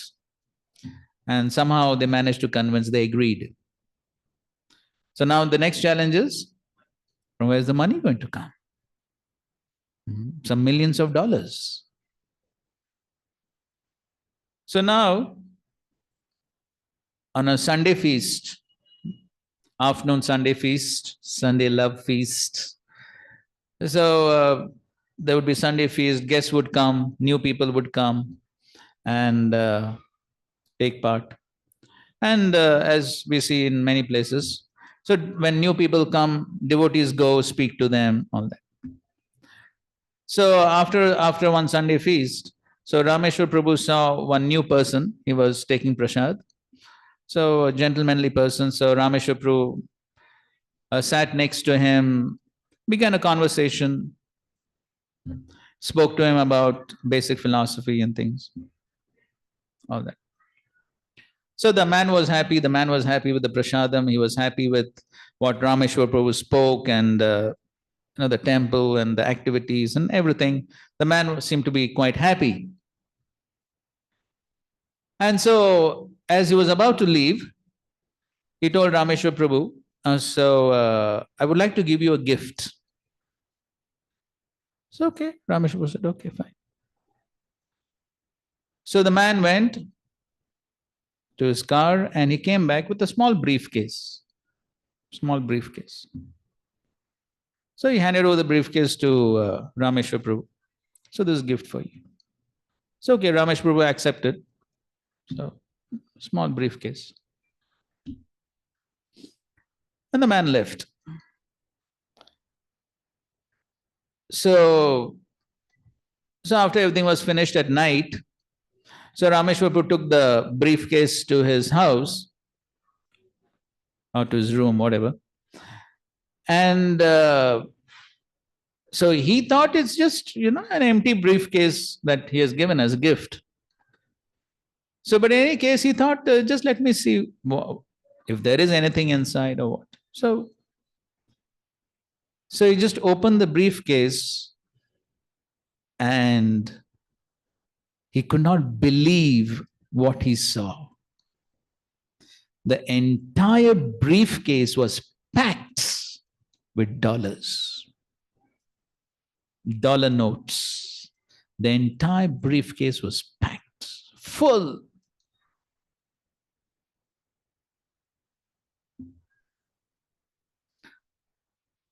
So it was 9:30 p.m. Rameshwar Prabhu immediately calls another devotee who's also working with him in the BBT, and the other devotee was in some other place. And so Rameshwar Prabhu tells him, you must come here immediately. This time, no, you have to come. So anyway, the other devotee comes there and he sees this huge quantity of money. And so then both of them decide that immediately the next morning, the first thing they'll do in the morning is to go to the bank and deposit the money and transfer the money to the printers. So the next morning, early morning, even before the bank opened, they were waiting at the bank before any other people could come. And so they gave to the bank, and he says some 30 people with 30 counting machines had to count those notes.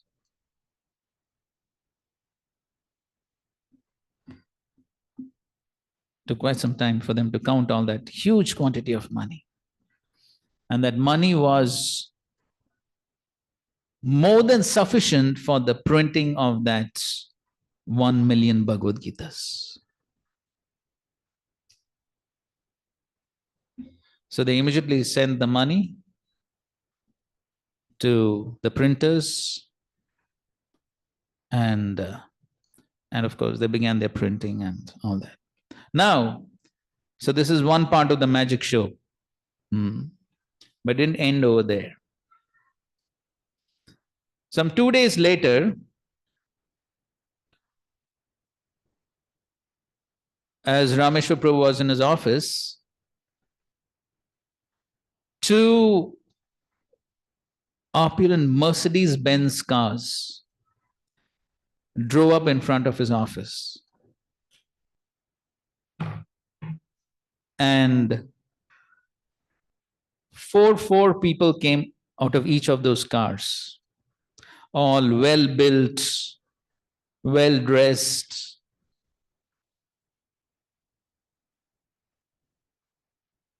And so it appeared as if 2 of them were like, main people, and others were like their assistants. But they were all really well built, so they looked like security people. So they came up to Rameshwar Prabhu's office, and they said, so those 2 people who were like main people, one of them said, so did somebody come here a few days back and hand you over a big quantity of money?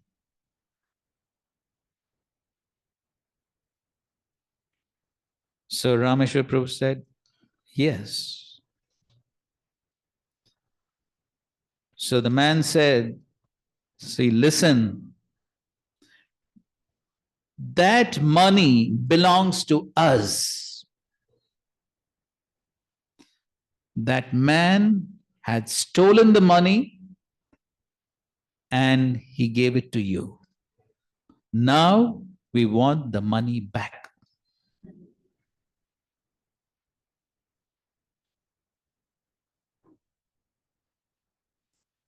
So these people had come prepared, they were armed to do the needful to get the money back. And Rameshwar Prabhu could understand that these people are ready for some business.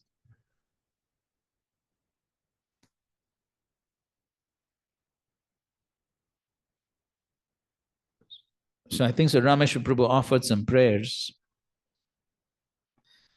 And he told these people, see, we are very sorry, but the money has already gone to the printers. And now we cannot do anything.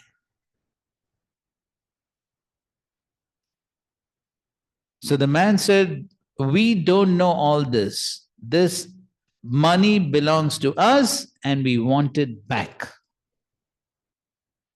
He was determined. And Rameshwar Prabhu spoke to them very nicely. He spoke to them about how the money is being used for Bhagavad Gita and the benefit of the Bhagavad Gita and the benefit of distributing Bhagavad Gita. And so he spoke all that very nicely to these people. And by Krishna's magic, they were convinced. They were convinced, and without creating too much commotion, they went away quietly. So Rameshwar Prabhu says this is only because of Krishna's magic. So like that, the magic within our society is unlimited. Krishna as Yogeshwar is continuously doing magic. Right from the first day. And is still continuing to do the magic. That is why ISKCON is still continuing. It's only by Krishna's magic and Srila Prabhupada's magic. And so why we're discussing all this?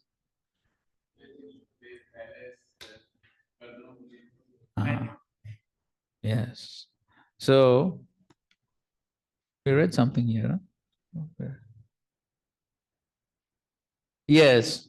Okay, this was Maitreya Rishi saying, what is difficult to achieve for determined men who have taken refuge of the Supreme Personality of God as lotus feet? That's the point.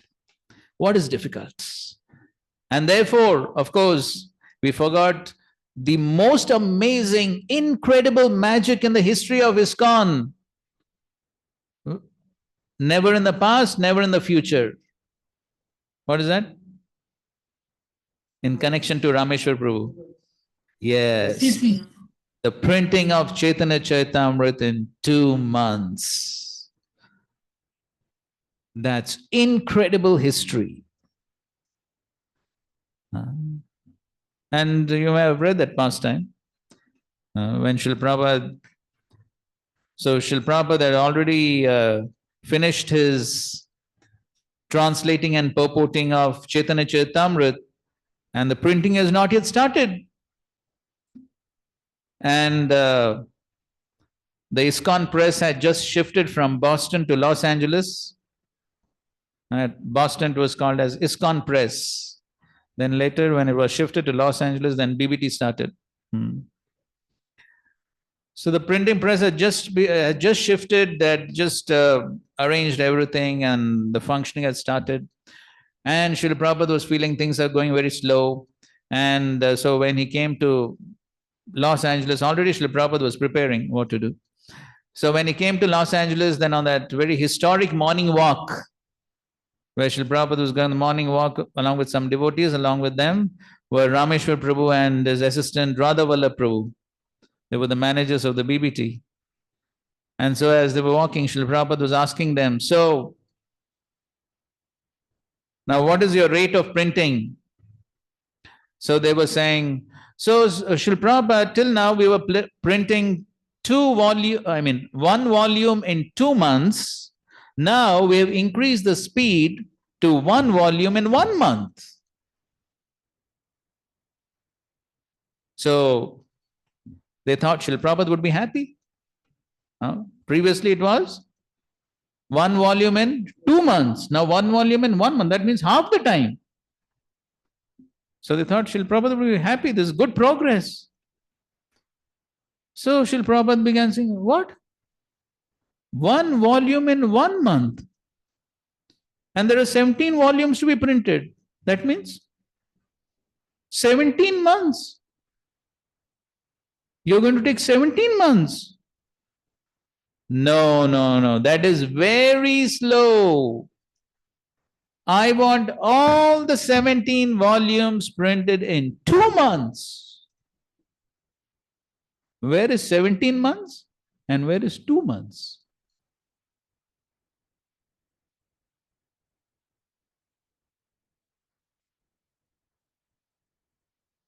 Actually, Rameshwar Prabhu, he explains that how even doing those pictures, which Srila Prabhupada wanted in the books, even doing one, Prabhupada had almost some 50 pictures he had to be printed. And each painting, just each painting would take, one painting per day. So the paintings itself would be like, 50 days.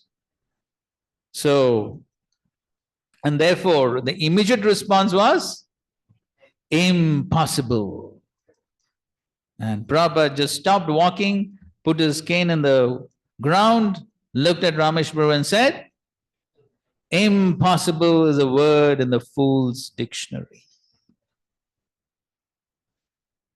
Now, what Rameshwar explains, when he tells this pastime, this is not recorded anywhere.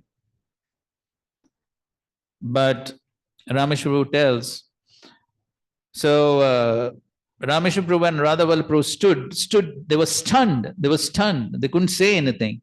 And they stood and Srila Prabhupada actually went ahead on his morning walk. And these people stood over there. And as Rameshwar Prabhu stood over there, he was contemplating on what Srila Prabhupada said, impossible is a word in the fool's dictionary.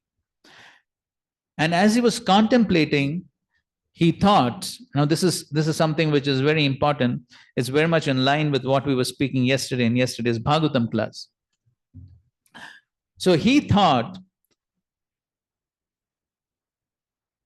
if I say something is impossible, that means it is impossible for the Supreme Lord. Correct?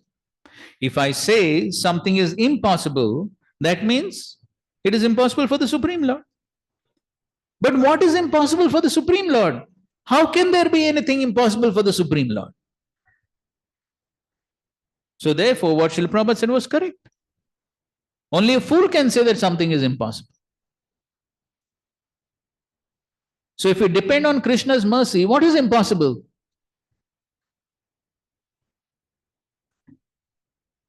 So Rameshwar Prabhu describes as these thoughts were going on, and as his dependency on Krishna's mercy increased, and as he understood that by Krishna's mercy nothing is impossible, then the doors to Krishna's mercy opened.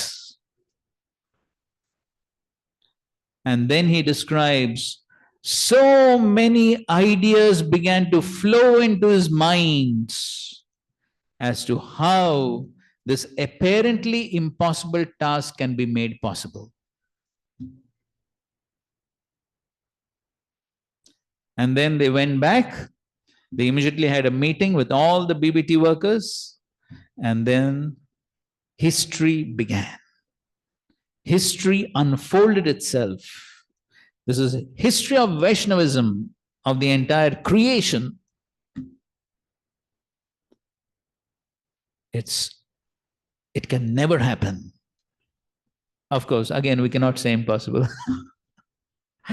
But then it's such a history. So much can be spoken on that history. But then it was done. They made night into day. And 24 hours they were working. But within 2 months, they successfully finished. And then Rameshwar Prabhu describes in those 2 months, which was as the Bhagavatam says, ahituki apratihata, without interruption. It was 24 hours meditation on Krishna or Chaitanya Mahaprabhu. 24 hours meditation. Because everything in connection to Krishna is absolute, right? So the meditation on the printing of the Chaitanya Charitamrita was as good as meditation on Chaitanya Mahaprabhu. And so it was like samadhi, literally samadhi. And so these devotees were literally in ecstasy. And so much was that ecstasy that they experienced that at the end of those 2 months, they told Srila Prabhupada, we don't want this marathon to end. They got addicted to the spiritual ecstasy. So that's the point. What is difficult to achieve? For determined men who have taken refuge of the Supreme Personality of Godhead's lotus feet. So anyways,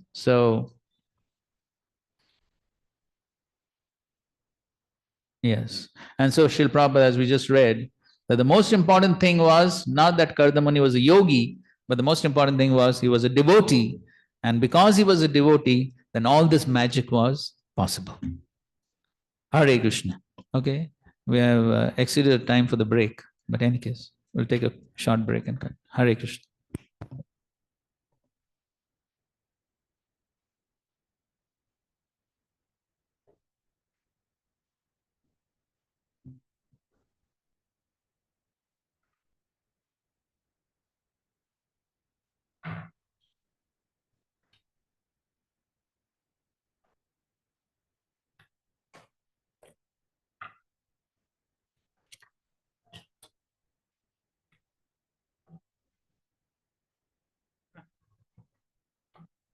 वो क्या है ना sounds आता है अभी हवा इधर से आ जाएगा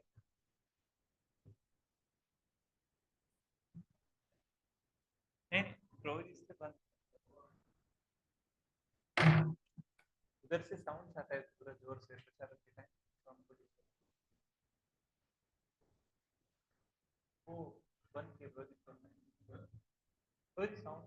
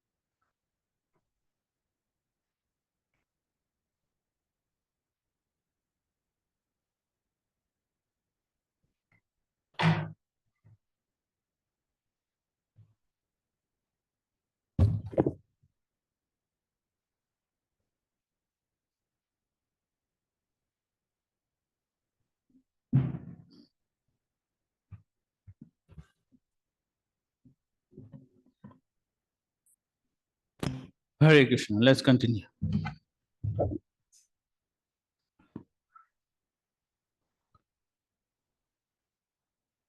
Okay, 43. 43. After showing his wife the globe of the universe and its different arrangements, full of many wonders, the great yogi Karda Muni returned to his own hermitage. Okay, so in that aerial mansion, he went throughout the entire universe, not just this Earth planet, entire universe with various planets which have been described as Gola, round. Okay, and each planet has its particular climatic influences, wonderful in itself.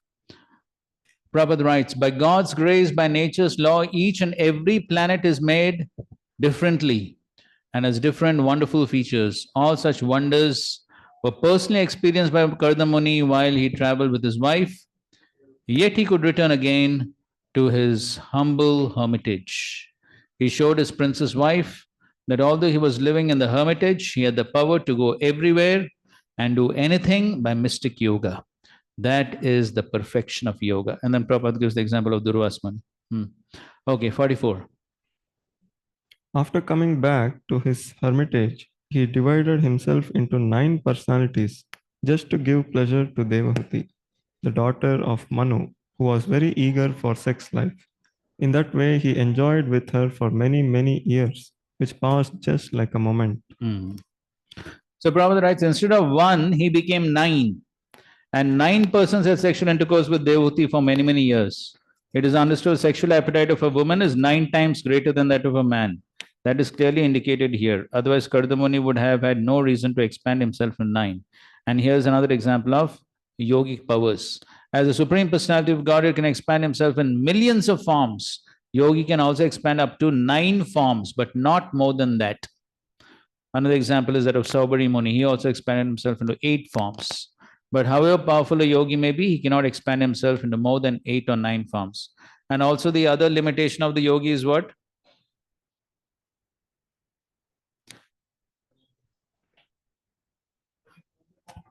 Yes, all the forms can perform only the same action. They cannot perform different actions. But we see when Krishna expanded himself into 16,108 forms, and Narad, when he went to visit each of the forms in each of the palaces, what he saw? Yes, all were doing different activities. So that only the Supreme Lord can do, no one else can do. Next. So the question you can ask now or what? Question. Go ahead. Guruji, we heard in Vedic life or our life that sexual activity is done only for procreation, Was for the it? cause of procreation. Clear Sex nahi act is done. Sex act is done only for procreation. hai. So now here, how do we understand that for many many years he enjoyed and there was no progeny? Of course, here the enjoyment is not actual sex life. It is, enjoyment in the terms of, each other's company. So that is the, otherwise here only for, so he traveled everywhere, he enjoyed, but then as it is said here, so it is for producing these children, then he has sex. So at least that's my understanding. It's not that he actually had a sex life. He enjoyed with his wife. That's what I think. Any case. Purport it's written. Huh? Purport it's written. What? And had and 9% had sexual intercourse for many many years.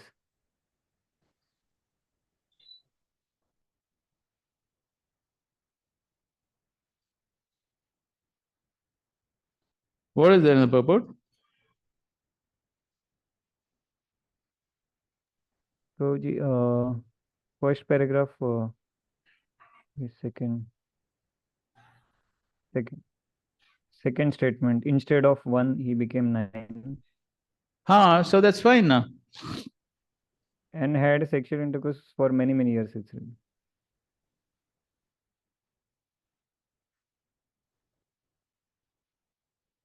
But then, I mean, the basic purpose was to produce children, no?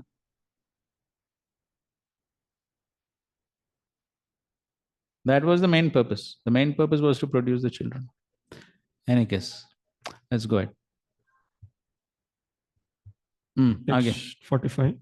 In that aerial mansion, Devahuti, in the company of her handsome husband, situated on an excellent bed that increased sexual desires, could not realize how much time was passing. Go ahead. While the couple who eagerly longed for sexual pleasure were thus enjoying themselves by virtue of mystic powers, 100 autumns passed like a brief span of time. The powerful Kardama Muni was the knower of everyone's heart, and he could grant whatever one desired. Knowing the spiritual soul, he regarded her as half of his body. Dividing himself into 9 forms, he impregnated Devahuti with 9 discharges of semen. Immediately afterward, on the same day, Devahuti gave birth to 9 female children, all charming in every limb and fragrant with the scent of the red lotus flower. Okay, previous verse purport. Vishwanath Thakur writes, by thinking of a woman at the time of impregnation, a female child will be produced. Kardaman knew that his wife desired daughters. He was a knower of the soul by his intelligence. Thus he was detached. Because his desire was less, his semen was less, and thus the female children were produced. So that is, male is born when man is stronger, female is born when female is stronger. So here Kardamon is sort of detached, so therefore female children were produced. He knew that his wife had a desire for many children. He was powerful, capable of fulfilling her desires. So here this is amazing. On the same day she gave birth to 9 children. So this is again some mystic power. Otherwise, how that's possible? Same day. And they were all very beautiful. Okay, next. When she saw her husband about to leave home, she smiled externally, but at heart, she was agitated and distressed. Okay, so as soon as the children were born, Kardamuni immediately prepared to leave home.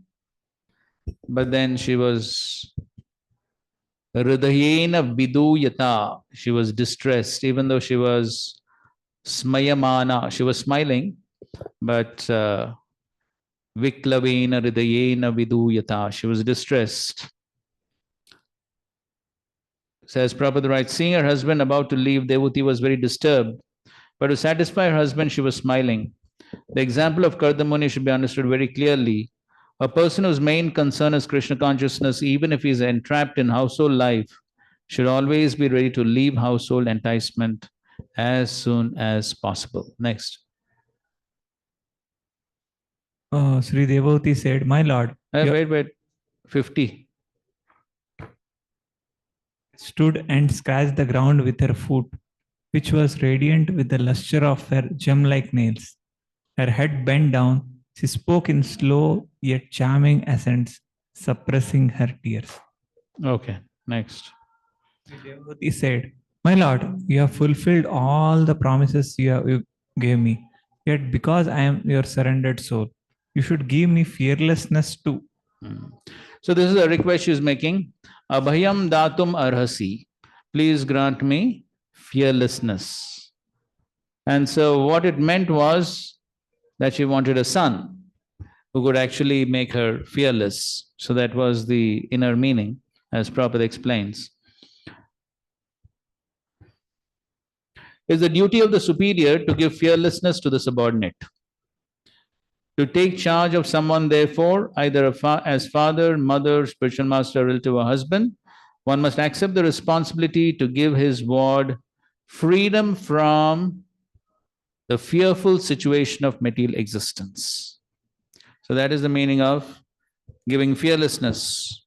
So making one free from material existence. Because as long as one is in material existence, there is going to be fear.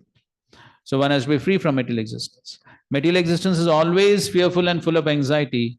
Devhuti is saying, you have given me all sorts of material comforts by your yogic power, and since you are now prepared to go away, you must give me your last award so that I may get free from this material conditional life. Okay, 52. My dear Brahmana, as far as your daughters are concerned, they will find their own suitable husband and go away to their respective homes. But who will give me solace after your departure as a sannyasi? So, as Prabhupada says, it is said that father himself becomes a son in another form. The father and son are therefore considered to be non-different. A widow who has a son is actually not a widow because she has the representative of her husband. Similarly, Devhuti is indirectly asking Kardamuni to leave a representative so that in his absence, she might be relieved of her anxieties by a suitable son. So that's what she's asking. Who will give me solace after your departure as sannyasi? So indirectly, she was asking for a son. Because daughters will anyways go away. Then who will remain? Only the son will remain. And then Prabhupada is saying that how householder should not remain at home all the time. After getting his sons and daughters married, he should retire.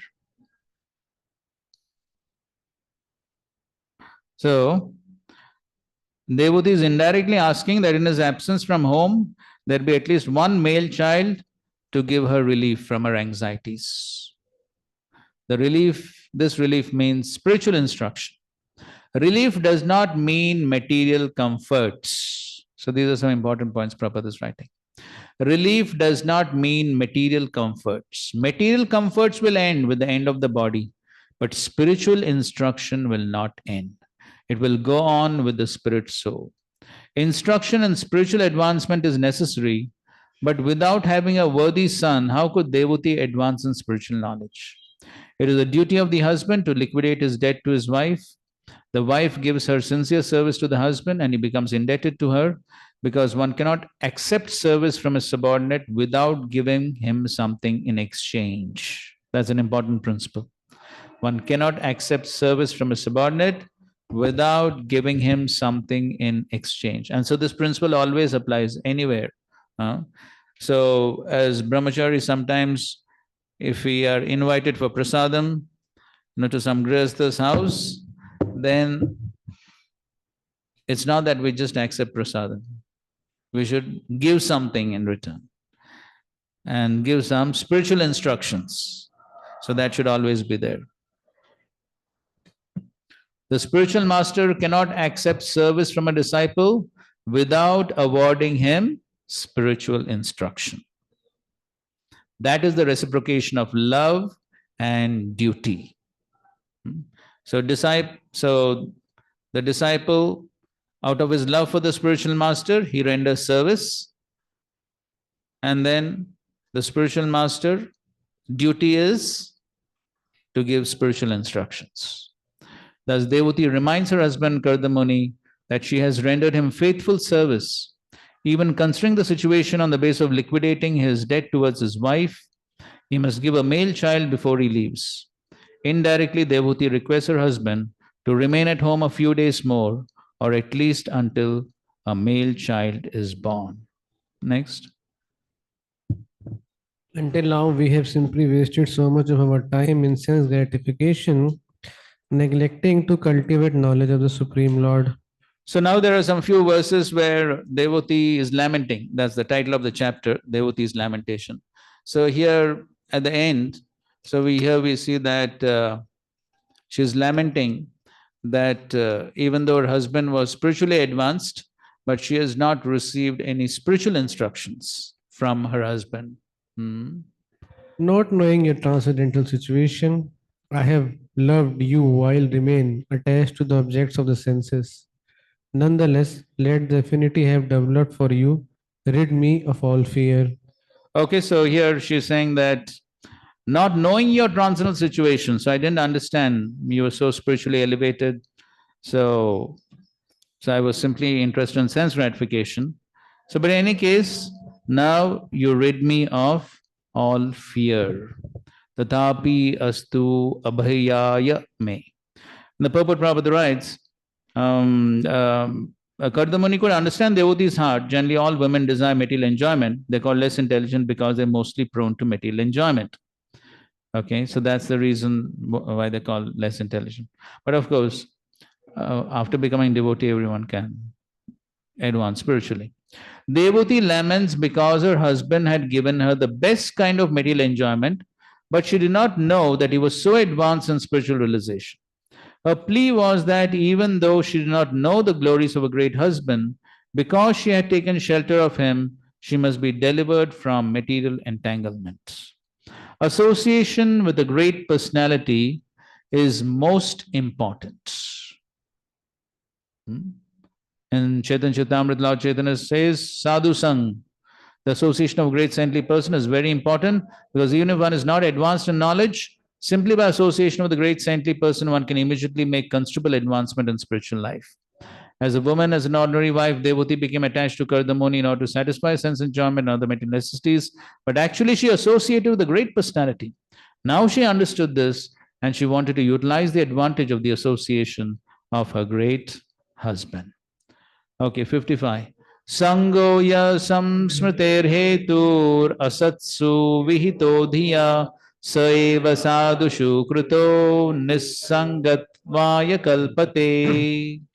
Association for sense gratification is certainly the path of bondage, but the same type of association performed with a saintly person leads to the path of liberation, even if performed without knowledge.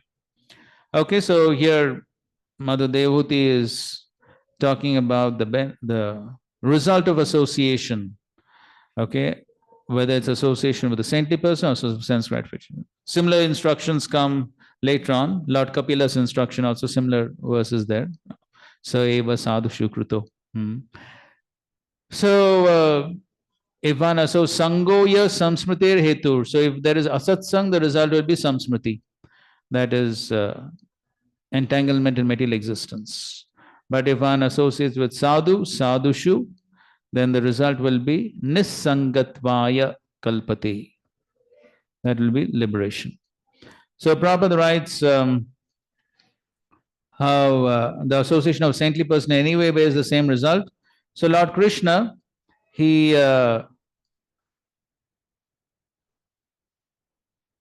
the gopis got Krishna's association, they became first class devotees, but there were all these demons, Kamsa, Shishupal, Dantavakra. So they were also associating with Krishna, but Krishna liberated them. So ultimately everyone gets the benefit, that's the point. So that is the result of association with the Lord. Even if one does not understand who he is, the results have the same efficacy. Association with a great saintly person also results in liberation, just as whether one goes towards fire knowingly or unknowingly, the fire will make one warm. Devoti expressed her gratefulness, for although she wanted to associate with Kardamuni only for sense gratification, because he was spiritually great, she was sure to be liberated by his benediction. Of course, so much can be discussed on association, but I think so. That topic is discussed in many places. So,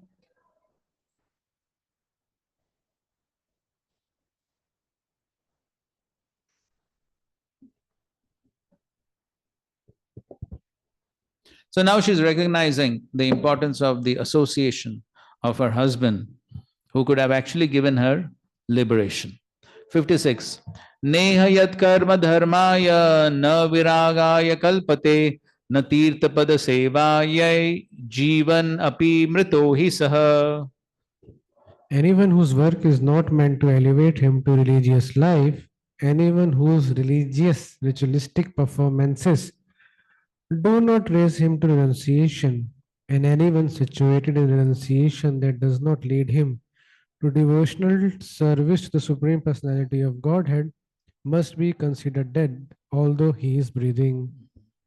So ultimately, one's activities are not resulting in devotional service. Na viragaya kalpate, renunciation, and na tirtha pada sevayai.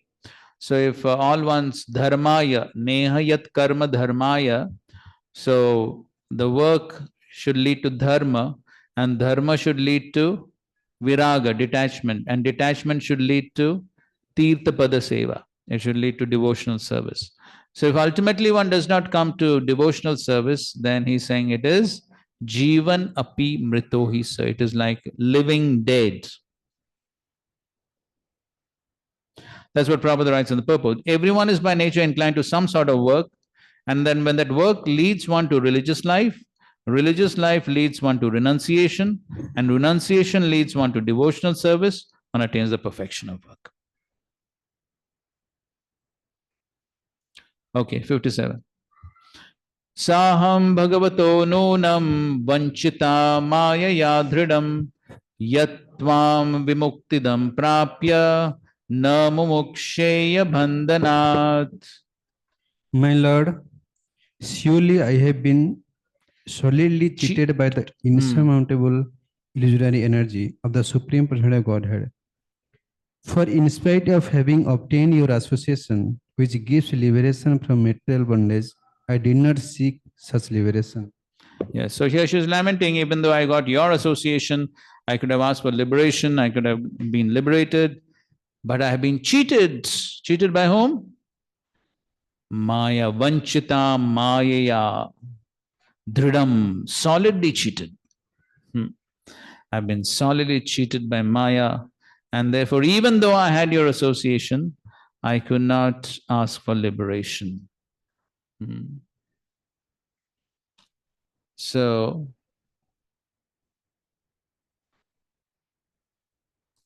I think so that's an important lesson for all of us. So having come to Krishna consciousness, we should not be cheated by Maya. Otherwise, we'll also have to lament like this. After coming to devotional service, if we don't take devotional service seriously, don't take the association of devotees seriously, and perfect our lives, then we'll also have to lament. I got association of devotees, but didn't take devotional service seriously. Solidly cheated by Maya. So,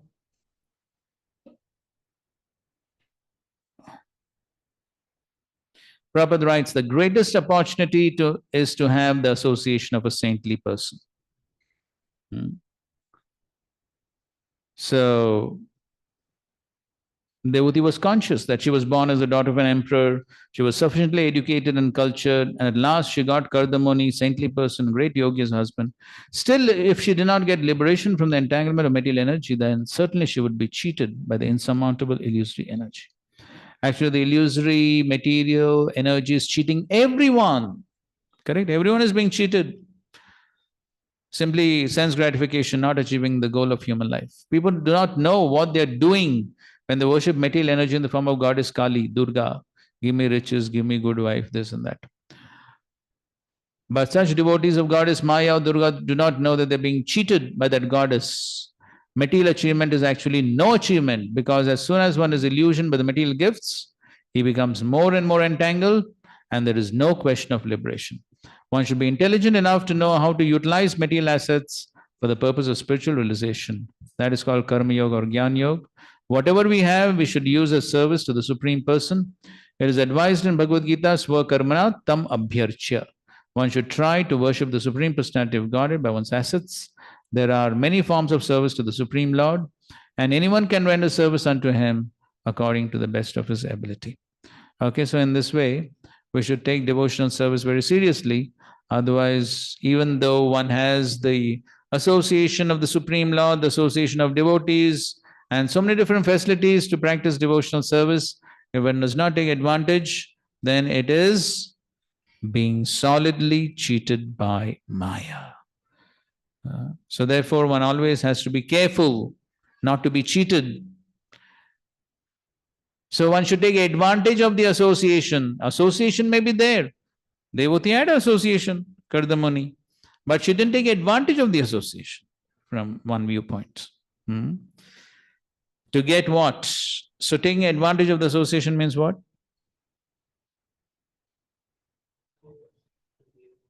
Yes, get spiritual instructions. Get spiritual instructions and try to make spiritual progress. Thus, in Bhagwan purports of the third canto, 23rd chapter, Srimad Bhagavatam, entitled Devahuti's Lamentation. Okay, chapter 24, the renunciation of Kardamani. There's just one thing. Generally, we say that we should not, we should take responsibility for our this. But here it appears that she's telling that because of Maya, I got like this. Means it appears like that. No, but she is condemning herself only, na? Yeah, means telling that illusory energy did this to me, because of which I got. Yes, but then the point is understood that, of course, the illusory energy is there, but then I decided to be influenced by the illusory energy. No? And therefore, in the previous verses, she's saying, na? What? She's saying, I am like living dead because, correct? That previous verse, Nehayat karma dharmaya na viraya kalpate. So she's referring to herself only. Jivan api mrito hisa. So Vishwanath Chakravarti actually says that she's actually referring to herself. I am dead although living. So although, because I didn't take advantage of the source. So she is lamenting. You can.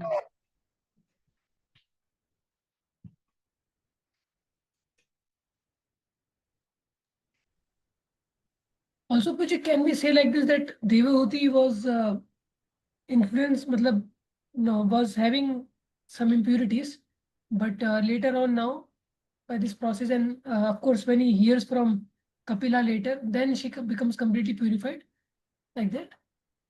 No. Or she was just Nitya Siddha but active? As far as Devahuti is concerned, she is mother of the Supreme Lord, she is perfect, and all this is happening for what? For Lord Kapila to take birth. And so, as we will see later now in this chapter, we will see ultimately whatever is happening here is according to the plan of Brahma. Brahma wants these children and those children to do procreation. So ultimately, as far as Devoti is concerned, everything is happening according to the Lord's plan. And ultimately, Lord Kapila is taking birth. So as far as Devoti is concerned, nothing is by the influence of the illusory energy. Everything is by the Yogamaya potency. But then, as she's playing a role here, and so therefore she is feeling repentful that she didn't take advantage of Kardamuni's association. But then if all these children were not born, and then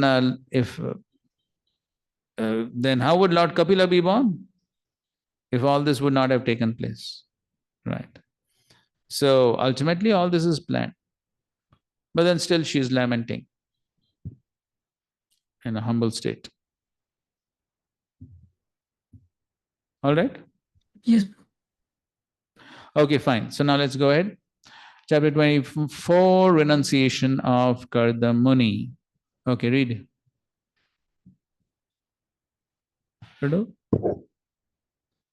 Recalling the words of Lord Vishnu, the merciful sage Kadama replied as followed to Swayambhu, praiseworthy daughter Devahuti, who was speaking words full of renunciation. Okay, so Devati is lamenting that she could not take advantage of Kardamuni's association. So now Kardamuni speaks. What he says?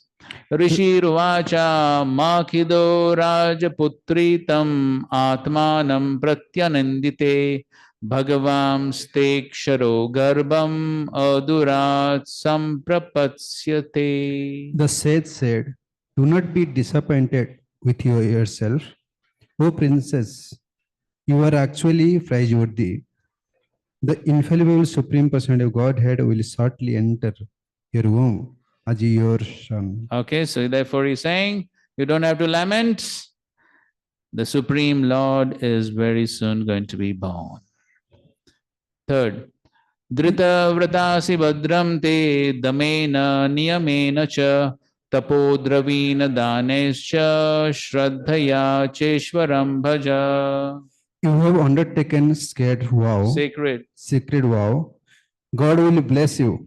Hence, you should worship the Lord with great faith through sensory control, religious observance, austerity, and gift of your money in charity. Okay, so therefore now he is advising her to perform devotional service. As Prabhupada says, in order to spiritually advance or to achieve the mercy of the Lord, one should be self-controlled in the following manner. He must be restrained in sense gratification, must follow the rules and regulations of religious principles. Without austerity and penance and without sacrificing one's riches, one cannot achieve the mercy of the Supreme Lord.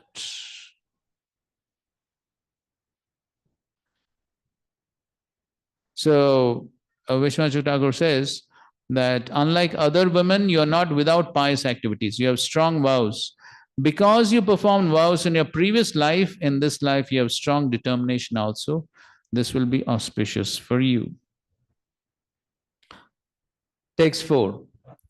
Satvayar Satvayaradita Shuklo Vitanvan Mamakam Yashaha Chitta te hridaya grantim audaryo brahma bhavanaha. The personality of Godhead, being worshipped by you, will spread my name and fame. He will vanquish the knot of your heart by becoming your son and teaching knowledge of Brahman. Okay, so Karda Muni is predicting what Lord Kapila will do. So he will teach Sankhya, the knowledge of Brahman, and by receiving that knowledge, one can vanquish Chitta te hridaya grantim. He will cut the hridaya granthi in the heart. So what is this hridaya granthi? False ego. As Prabhupada writes, it's explained here that spiritual knowledge vanquishes the knot of the heart. Matter and spirits are knotted by false ego. This identification of oneself with matter, which is called Hridaya Granthi, exists for all conditioned souls. Okay, and then he's basically quoting Lord Rishabdev. Pumsa striya mithuni bhava metam tayor mitho hridaya grantim ahu ato griha kshetra sudapta vitter janasya mohoyam aham mameti. So that is Hridaya Granthi. And so this Hridaya Granthi is destroyed practically at the stage of prema. That is explained in the first canto, second chapter, 21st verse. What is that? Yes, Bhidyate Hridaya Granthis Chidyate Sarva Samshaya Kshiyante Chasi Karmani Drishta Evatmanishwari. So that is the stage of prema, where the false ego, the Hridaya Granthi is cut by the Lord himself when one performs devotional service. So this is what Lord Kapila will teach. Towards the end, Prabhupada writes, it's only by Brahma Bhavana, the instruction by which spiritual knowledge is enhanced, that the knot in the heart is cut to pieces. No material weapon is needed to cut this knot, but requires bona fide spiritual instructions. So in this way, Karda Muni pacified devotee, said, no need to lament. Lord Kapila will appear and he will teach knowledge by which the Hridaya Granthi can be cut. Text 5. Maitreyo vacha devutyapi sandesham gauravena prajapate samyak shraddhaya purusham kutastam abhajad gurum. Sri Maitreya said, Devahuti was fully faithful and respectful towards the direction of her husband, Kardamba, who was one of the Prajapatis or generators of human beings in the universe. O great sage, she thus began to worship the master of the universe, the supreme personality of Godhead, who is situated in everyone's heart. Yes, so that's what Karda Muni advised her, to worship the Supreme Lord, and that's what she began to do. Prabhupada says this is the process of spiritual realization. One has to receive instruction from a bona fide spiritual master. Karda Muni was Devuti's husband, but because he instructed her on how to achieve spiritual perfection, he naturally became her spiritual master also. And then he talks about Lord Shiva also became spiritual master for Parvati. So next paragraph, he is again talking about spiritual master disciple relationship. So we have discussed these points quite a few times. Anyway, somebody can read that second paragraph. Here it is clearly stated. Here it is clearly stated, Samyak Shraddhaya, that with great faith one should receive knowledge from the spiritual master and with great faith execute the performance of service. Srila Vishwanath Chakravarti Thakur in his commentary on Bhagavad Gita has especially stressed the instruction of the spiritual master. One should accept the instruction of the spiritual master as one's life and soul. Whether one is liberated or not liberated, one should execute the instruction of the spiritual master with great faith. It is also stated that the Lord is situated in everyone's heart. One does not have to seek the Lord outside. He is already there. One simply has to concentrate on one's worship in good faith as instructed by the bona fide spiritual master, and one's efforts will come out successfully. It is also clear that the Supreme Personality of Godhead does not appear as an ordinary child. He appears as he is. As stated in Bhagavad Gita, he appears by his own internal potency, Atma Maya. What's the verse?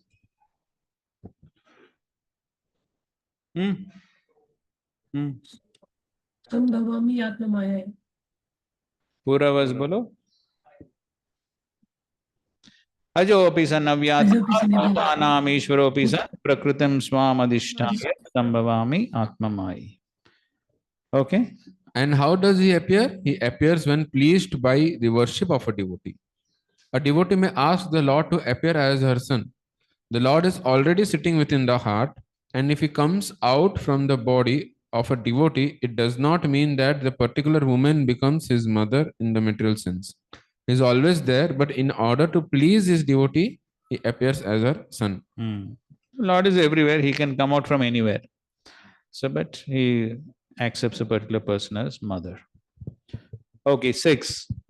Tasyam bahutite kale bhagavan madhusudana kardamam viryamapanno jagnegni rivadaruni. After many years, the Supreme Personality of Godhead Madhusudana, the killer of the demon Madhu, having entered the semen of Kardamba, appeared in Devahuti just as fire comes from wood in a sacrifice. Okay, so there's an analogy is given of the fire coming out of the wood. So it's very appropriate example. Prabhupada is explaining. Fire is already present in wood, but by certain process, fire is kindled. Similarly, God is all pervading. He is everywhere. And since he may come out from everything, he appeared in his devotee semen. Just as an ordinary living entity takes his birth by taking shelter of the semen of certain living entity, Supreme Personality of Godhead accepts the shelter of the semen of his devotee and comes out as son. This manifests his full independence to act in any way. It does not mean that he is an ordinary living entity, forced to take birth in certain time. So Prabhupada explains further. So he can come through the semen, he can come through pillar, he can come through Brahma's nostril. Whatever way he wants, he can come. So he is not forced to come in a particular way. Okay, read next translation. At the time of his descent on earth, demigods in the form of raining clouds sounded musical instruments in the sky. The celestial The celestial musicians, the Gandharvas, sang the glories of the Lord, while celestial dancing girls known as Apsaras danced in joyful ecstasy. Yes. So everyone was happy. Okay, pass the mic.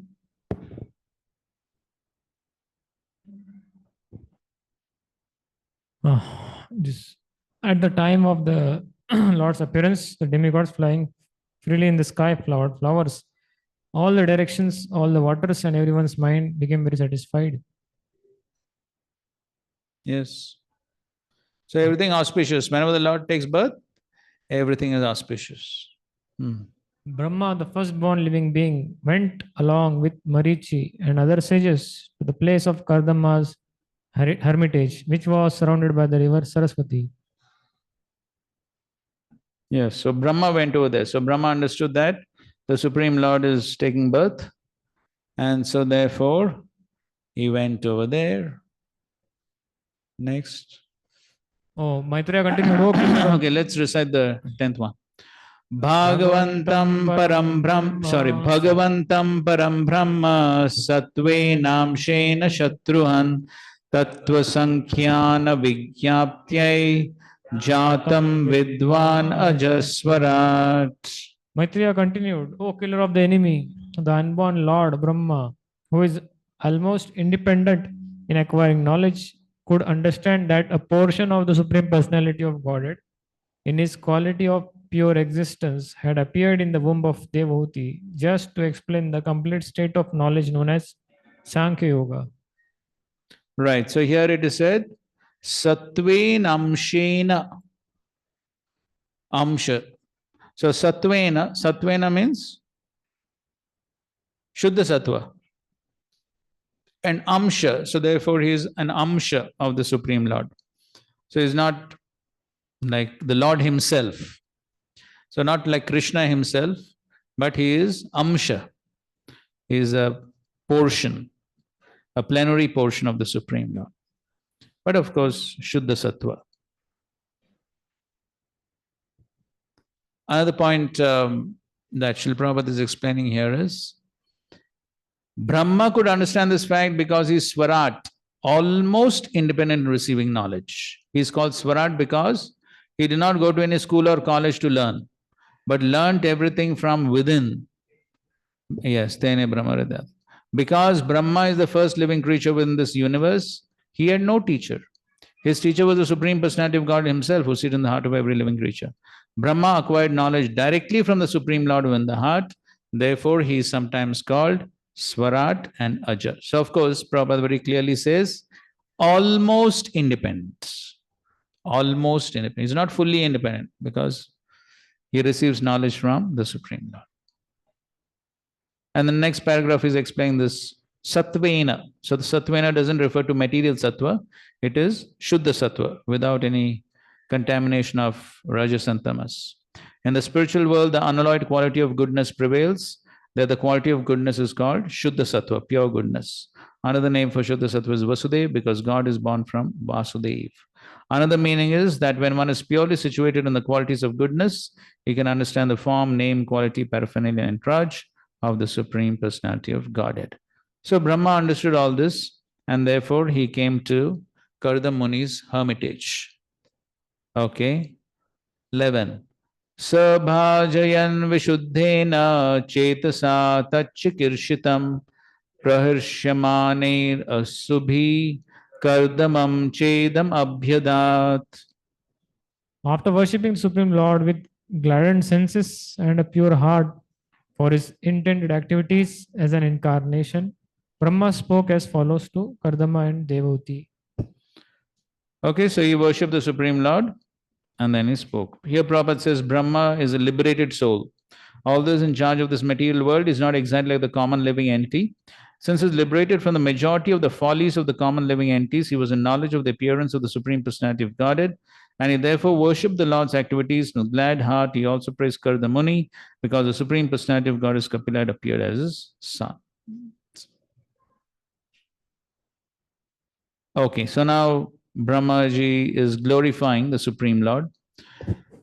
Brahmovacha tvayame pachitistata kalpita nirvyalikataha yanme sanjagre vakyam bhavan manada manayan.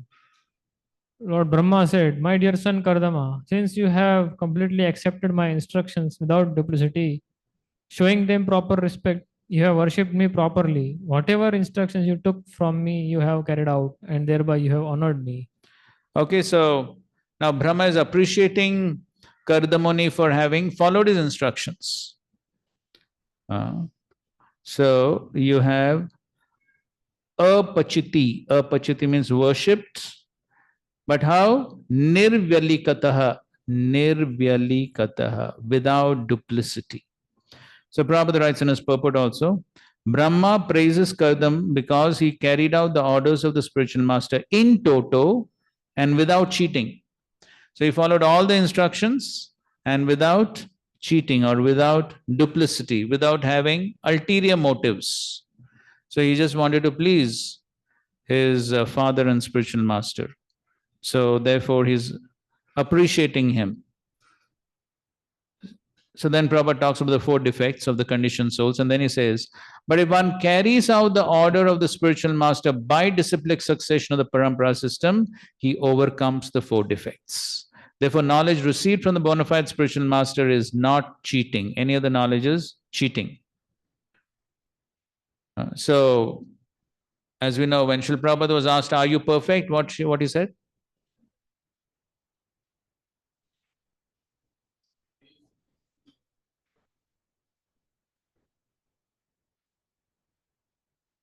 So Prabhupada said, I may not be perfect, but what I'm speaking is perfect because it is coming from perfect source.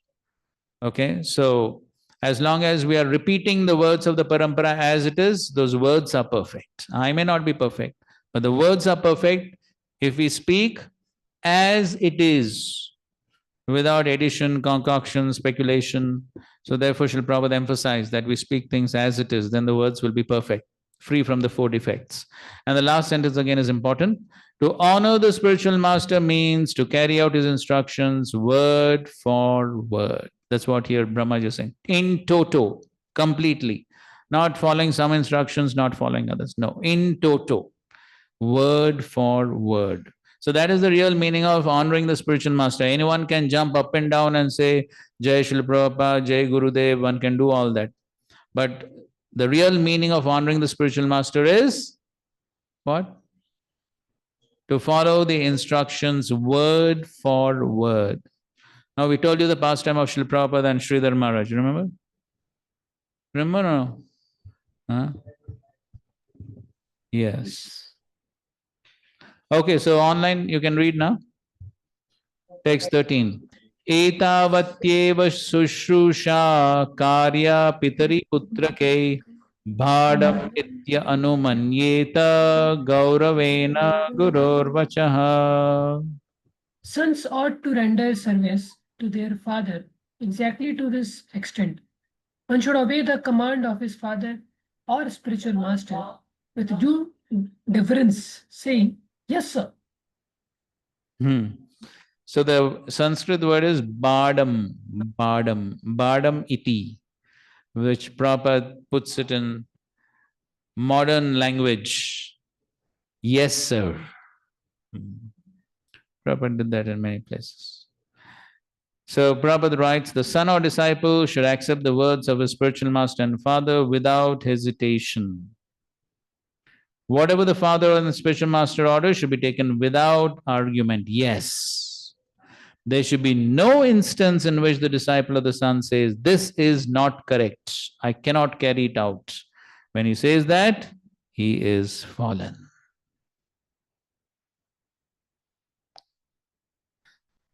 So again, Srila Prabhupada emphasizes these points many places, the importance of following the orders. So you read this purport in any case, further down, in any case, the order of the father. In the same. In any case, the order of the father or the order of the spiritual master must be carried out without hesitation, with an immediate yes. There should be no argument. That is real service to the father and to the spiritual master. Vishwanath Chakravarti Thakur has stated that the order of the spiritual master is the life and soul of the disciples. As a man cannot separate his life from his body, a disciple cannot separate the order of the spiritual master from his life. If a disciple follows the instructions of the spiritual master in that way, he is sure to become perfect. This is confirmed in the Upanishads. The import of Vedic instruction is revealed automatically only to one who has implicit faith in the Supreme Personality of Godhead and in his spiritual master. One may be materially considered an illiterate man, but if he has faith in the spiritual master as well as in the Supreme Personality of Godhead, then the meaning of scriptural revelation is immediately manifested before him. So who's the example for this illiterate man but followed instruction? South Indian Brahmana. Yes, the house of South Indian Brahmana Sri Rangam. And of course, we have Gaur Kishodas Babaji Maharaj also, who was illiterate, but he had all the realizations of the Shastras. Yasya deve para bhakti Yatha deve tada guru tasyeta katita ita prakashanti matma. That's what Srila Prabhupada is quoting here. So in this way, Lord Brahma appreciated Karda Muni's following his instructions. So whatever Karda Muni did was basically in accordance to Brahmaji's instructions. So you can see here, Brahmaji is appreciating him for actually following his instructions. Right. Okay, now go ahead. Yes. Translation. Lord Brahma then praised Karda Muni's 9 daughters, saying, all you thin-waisted daughters are certainly very chaste. I am sure they will increase this creation by their own descendants in various ways.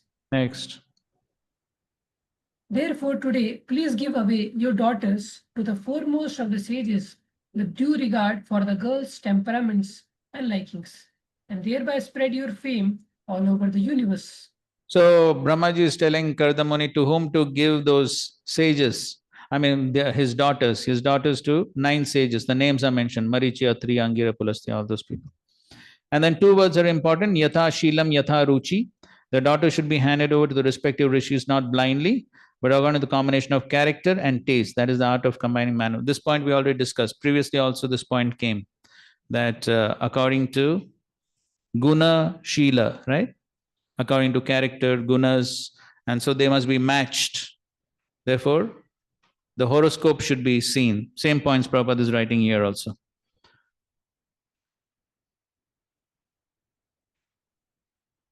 Then the marriage can go on peacefully. Okay, fine. Next, 16. O Kardama, I know that the original Supreme Personality of Godhead has now appeared as an incarnation by his internal energy. He is the bestower of all desired by the living entities, and he has now assumed the body of Kapila Muni. Okay, next. By mystic yoga and practical application of knowledge from the scriptures, Kapila Muni, who is characterized by his golden hair, his eyes just like lotus petals, and his lotus feet, which bear the marks of lotus flowers, will uproot the deep-rooted desire for work in this material world. So here Brahmaji is predicting Lord Kapila will be born, what will be his characteristics, what will he do. So all this Brahmaji is predicting. So he's telling his characteristics, and his work will be, he will uproot the deep-rooted desire for work. That is karma. Karma shayam gratitam. So he will uproot those deep-rooted desires for fruitive work. So that is the basic result of Sankhya philosophy. So in this way, Brahmaji appreciated Karda Muni for following his instructions, and then he's also predicting that Lord Kapila will be born and what he is going to do. So that is the end of this section. Then Lord Brahma speaks to Devati. So we'll continue tomorrow.